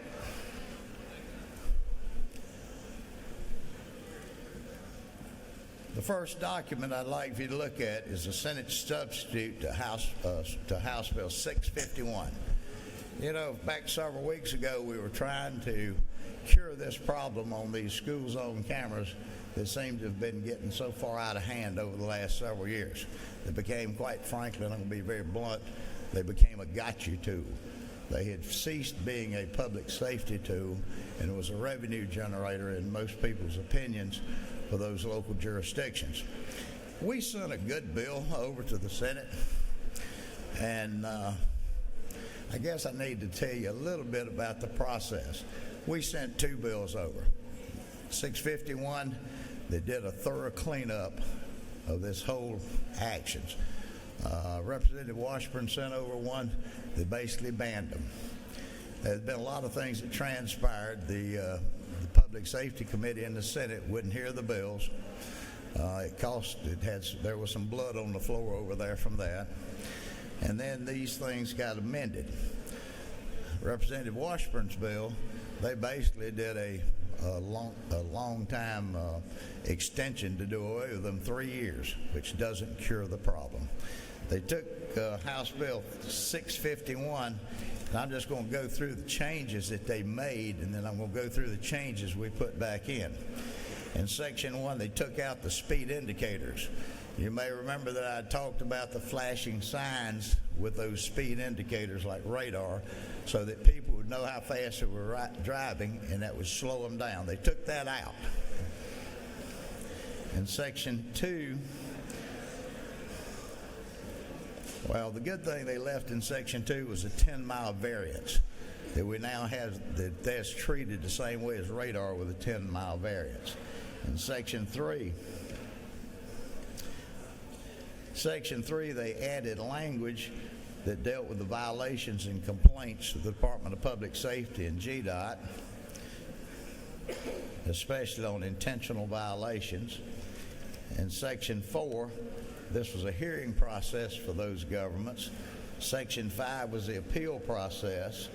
Section 6 was the opt-out by the officials if they were violating, but also they changed the time.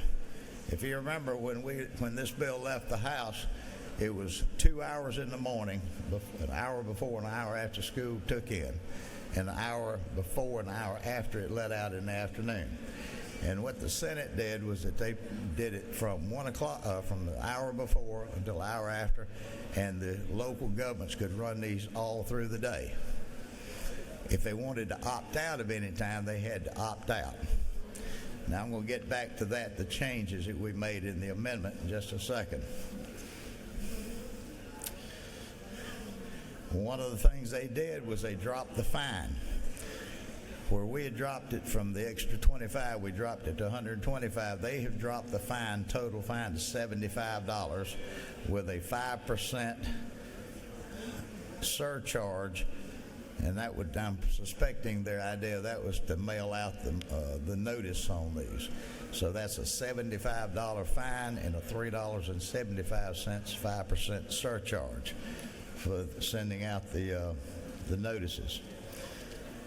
Where we had taken out the Department of Revenue lien, they put the lien back in.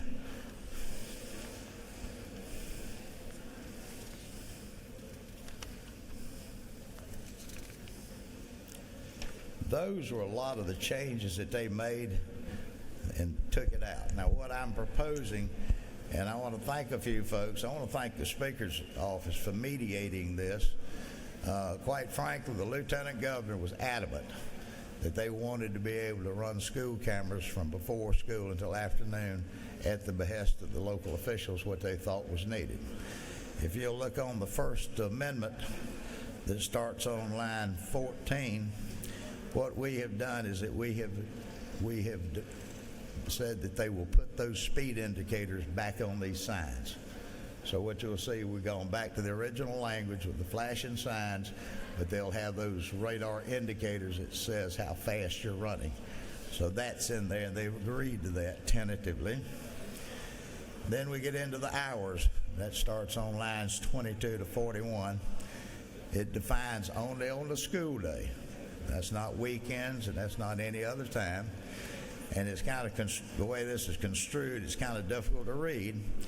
But what we have done is we have said that the cities will have to opt in. If they don't pass an ordinance by resolution of the city council to opt into the extended day, then it would be from the 2 hours in the morning and the 2 hours in the afternoon. If they want to carry through those other hours, they've got to stand up and look at their citizens and pass an ordinance to say we want to do this throughout the day. If you look on lines 42 through 47, this deals with the 4 lanes that they had taken out. And that's quite simple, that if they're going to run, it's going to be allowed to run these devices on a 4 lane, it has to be where there's a crosswalk. No more of this stuff like up at Tallulah Falls, where you got a 4 lane running out in the middle of nowhere, and they just, there's no crosswalk. So on a 4 lane, there's got to be a crosswalk before these things would be eligible. You get on line 48 to 53. This is a notice of a citation. They did leave that in, and the citation just says failure to pay this fine or contest the liability in court shall result in the inability to renew your motor vehicle registration. You go down to the next line, and since they had put it back into the Department of Revenue for a lien, and what we have said in here that they'll send out a second notice to notify the public in bold letters, failure to pay this fine or contest liability in court within 30 days shall result in the inability to renew your motor vehicle registration. Line 67 through 76 is the language we changed. In their version, they had all the money going to the local police. They could do that for whatever their purposes.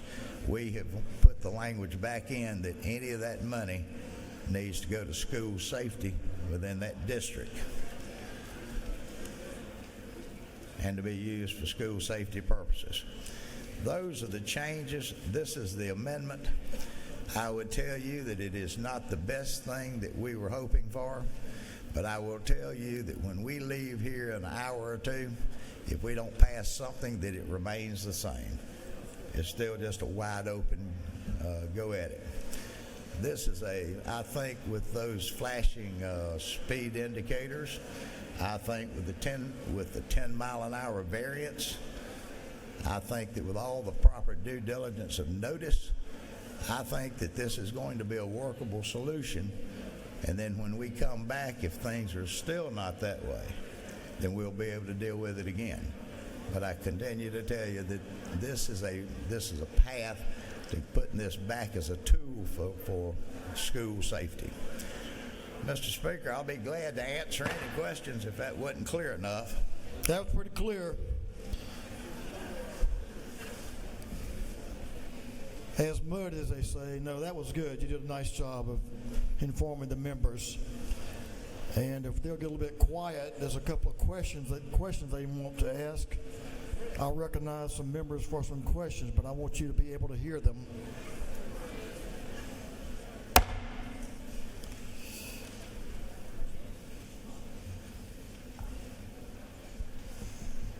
Gentleman, yield for a question. Yes, sir. Representative Bazemore is recognized for a question to your left. Thank you, Mr. Speaker. Yes, ma'am. Does the chairman yield? Yes, ma'am. Thank you. On page 2, line 25. Are you on the amendment? Is this AM 390495? Yes, that's and the looking amendment. at Yes, ma'am. line 25. Should it actually say of 10 miles per hour over the posted? It says posted the speed limit. What we have done is that we have synchronized all of this language with a 10 mile an hour variance. So if it's a posted 20 miles, then that means 30 miles. Where it says over posted the, should it say over the posted? Ma'am, I didn't write it. That's Legislative Council, and they certainly write different than we do. Okay. It's an error that needs to be corrected. I don't think it's an error. Legislative Council wrote this language. I know, it was pointed out. Thank you, Mr. Chair. Gentleman, yield for another question. I certainly will. To your left, Representative Neal is recognized for a question. Does the gentleman yield? Gentleman yield? Yes, ma'am. Lines 48 through 53. 48.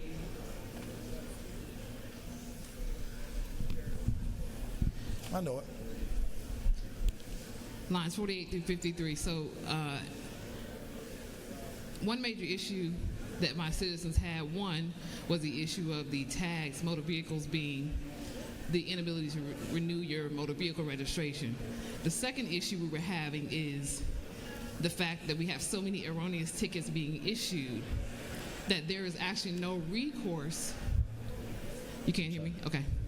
Please. The issue, what I'm having is with 49 to 53 being put back in, is the fact it feels like we're going back to creating and sitting in the same problem we were trying to alleviate, because by the time you get the ticket, whether it's erroneous or not, by the time it hits your vehicle registration, when you try to call those numbers, you have no recourse in the courts. You're still forced to just pay your ticket. And a lot of people in my communities, they just have to pay all the tickets, whether they get a recourse or not, just because they need their car. So well, that's what we're trying to fix, I think. To ask your question, the gentleman will answer. Yes, go ahead. As I understand, this was the language that was in the first bill that has been changed in lines, but it says the failure to pay. This is that first one you're talking about on those lines. That's a notice that you get when there's been a violation. that says failure to pay this fine or contest the liability in court shall result in the inability to renew your motor vehicle rent. That is the notice that you have received a citation. Then below that is the next notice if you have not paid the citation, and then before it's turned over to the Revenue Department, that's the next notice to put you on notice if you don't pay. Right. Well, if it's erroneous, you don't have a way to cure it, because you don't get the option of having the court process because of the way it's just simply structured. And I feel like, have we remedied that? I feel like we have not remedied that problem. You know, this is what was hammered out with these folks. When you look at the other language in there, that this is the notices on that.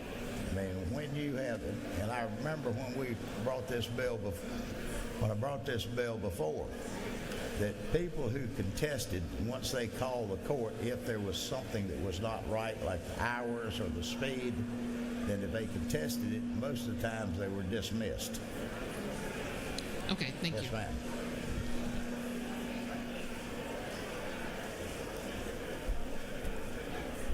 Okay, members.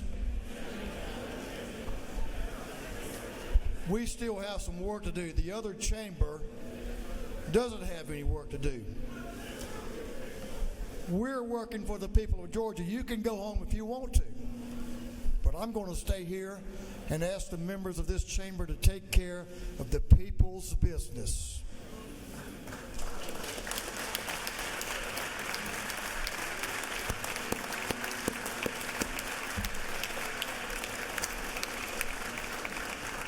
We were all elected by the people of this state to come to this place and take care of issues that sometimes we disagree on and those that we agree on, but always with what's in those folks' hearts as what's best for Georgians. And I trust that for each and every member in this body. Now, if you're on this floor and you're not a member, you need to tone it down, because this house has some work to do. And hopefully we can agree on the work we have left. If we don't, that's what this house does. But we're going to move forward. So members, give the gentleman in the well your attention. Give the folks asking questions to understand the proposition before us the respect they deserve. The other side can adjourn and go about their business, but this house is going to tend to the people's business, because this is what? The people's house.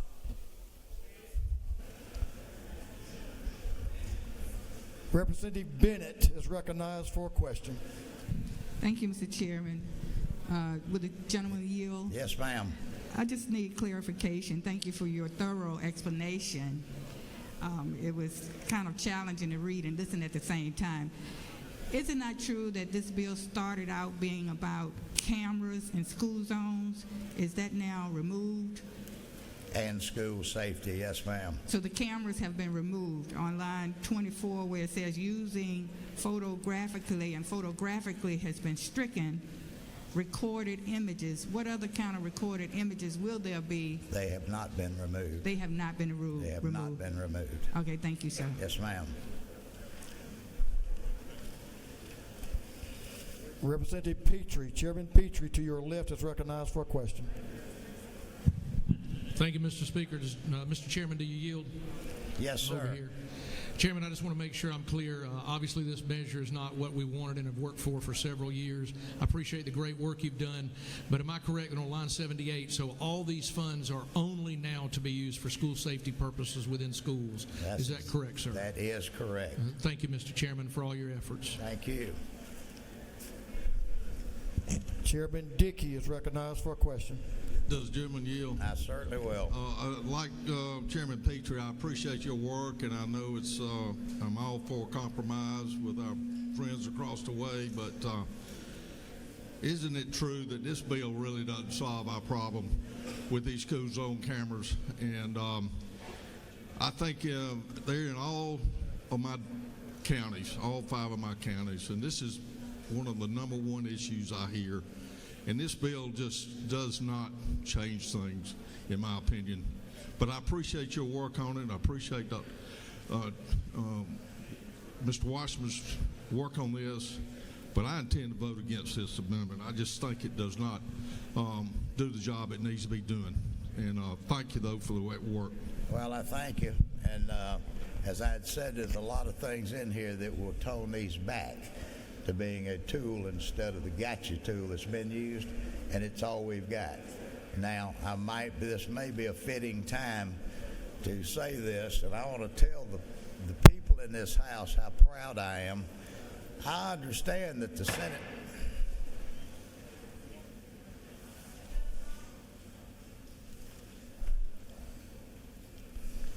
continue. I want to tell the members of this House how proud I am that you're still sitting in here, and I understand that the Senate has already sine died.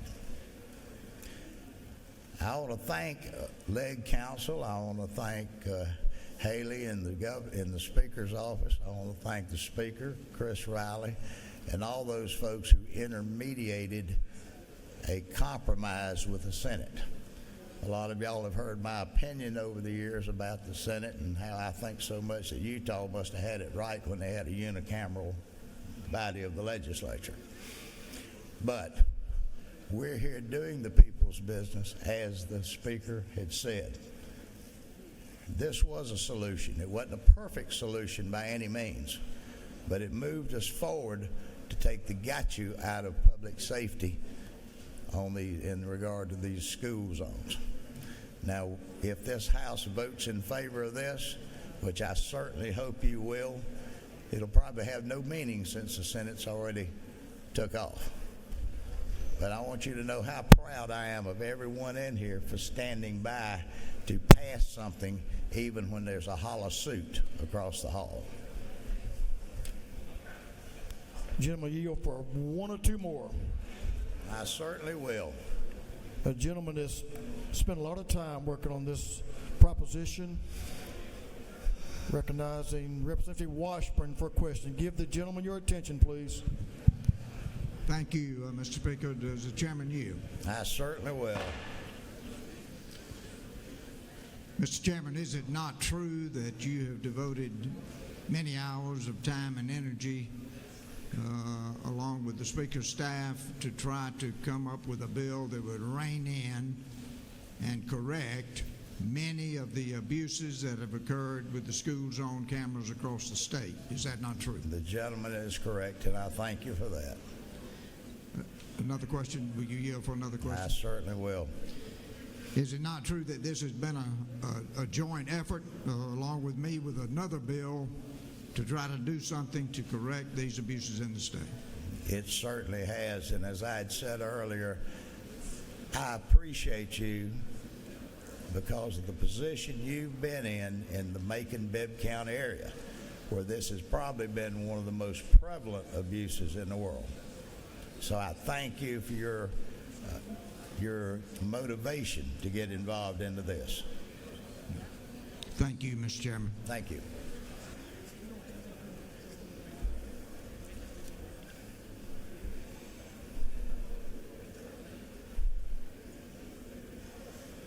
Gentlemen, yield for another question. Be glad to. Representative Evans to your left. Representative Stacey Evans recognized for a question. Thank you, Mr. Speaker. Does the gentleman yield? Over here. Yes, ma'am.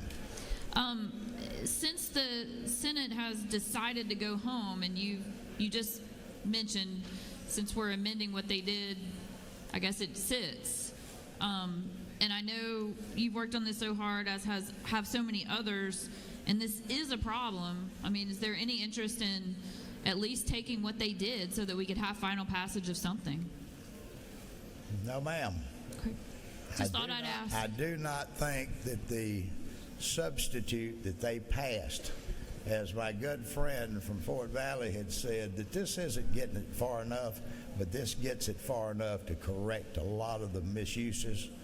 But this did nothing. This did nothing except make it that much worse. Understood. I'm just afraid we're going to end up doing nothing too, and I hate it. But thank you for your work. Thank you. Mr. Speaker, I think that everybody knows the posture. I can tell you that I'd almost say this is the first time in 30-some-odd years that I tried to pass a bill when there wasn't anybody to receive it. So I feel like that's another historic move. But I do want to thank every member of this House for staying in your seats to vote on this so that when the press asked questions, it wasn't us. We found a solution, ladies and gentlemen. Mr. Speaker, I would appreciate the members' vote on this last issue, and I'll step aside. The gentleman has yielded the well. Members, before I go through the remainder of this bill, here's going to be our posture. We have privileged resolutions that are important to the members of this House. We're going to take them up in a few minutes. We're going to figure out exactly what we can do, but I think there's some bills that have come across. I guess they'll continue working, the staff, and get them over here to us, and we'll be able to take final action on. So we're going to ask you to stay patient, stay with us as we move through this bill, and then we'll finish our night up and we'll adjourn this thing and go sine die and come back for next year. So with that, is there any objection to the adoption of the House amendment? Hearing none, the House amendment is adopted. On the gentleman's motion that the House agree to the Senate's substitute to House Bill 651 as amended by the House, all those in favor will vote yes. Those opposed will vote no. And Mr. Clerk, will you unlock the machines?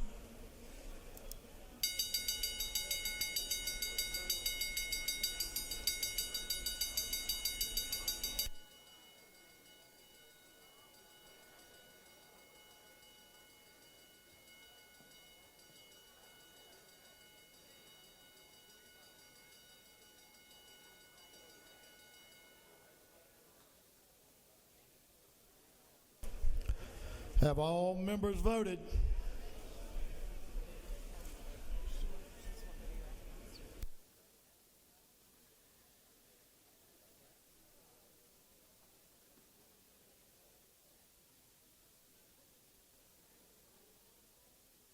For what purpose is Representative Neal rise? Vote Rule 133. The lady has that right, and the record will so reflect. Have all members voted? All members voted? If so, Mr. Clerk, will you lock the machine?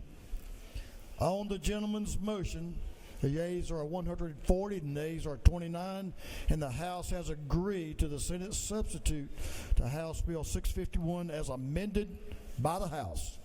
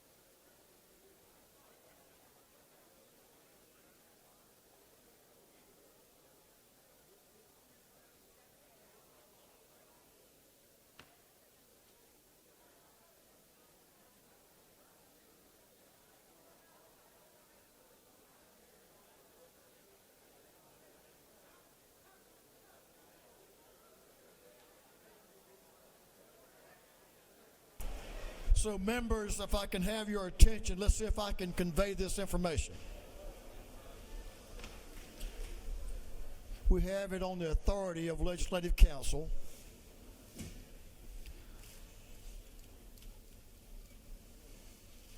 That anything we pass, the remainder of this evening, will be in the Senate for action on day one of the session in 2026. My opinion is we continue to pass legislation that's important to Georgians, impactful to Georgians, and let's do our work. And I think that's what we should do. I hope you'll agree with me.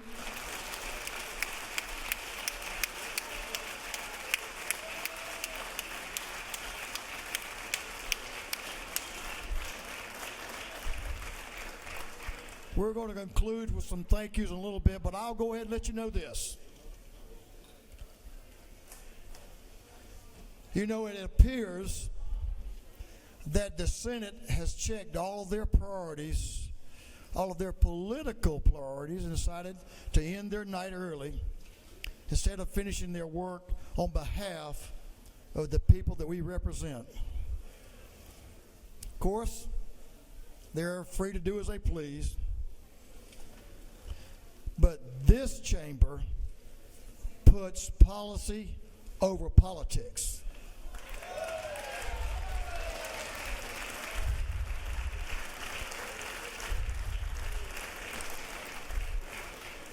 And there's still plenty of good, common sense policy left on this House's agenda. And we're going to take it up. And we're going to continue to work for the people of Georgia just a little bit longer. I'm going to ask you to stand at ease for about 15 minutes. Let us make sure we get a few pieces of information back from the clerk of the Senate, the Secretary of the Senate, and then we'll move on with the business of this House for the good of the people of Georgia. Thank you, members. This House will stand at ease until 10 minutes until 10.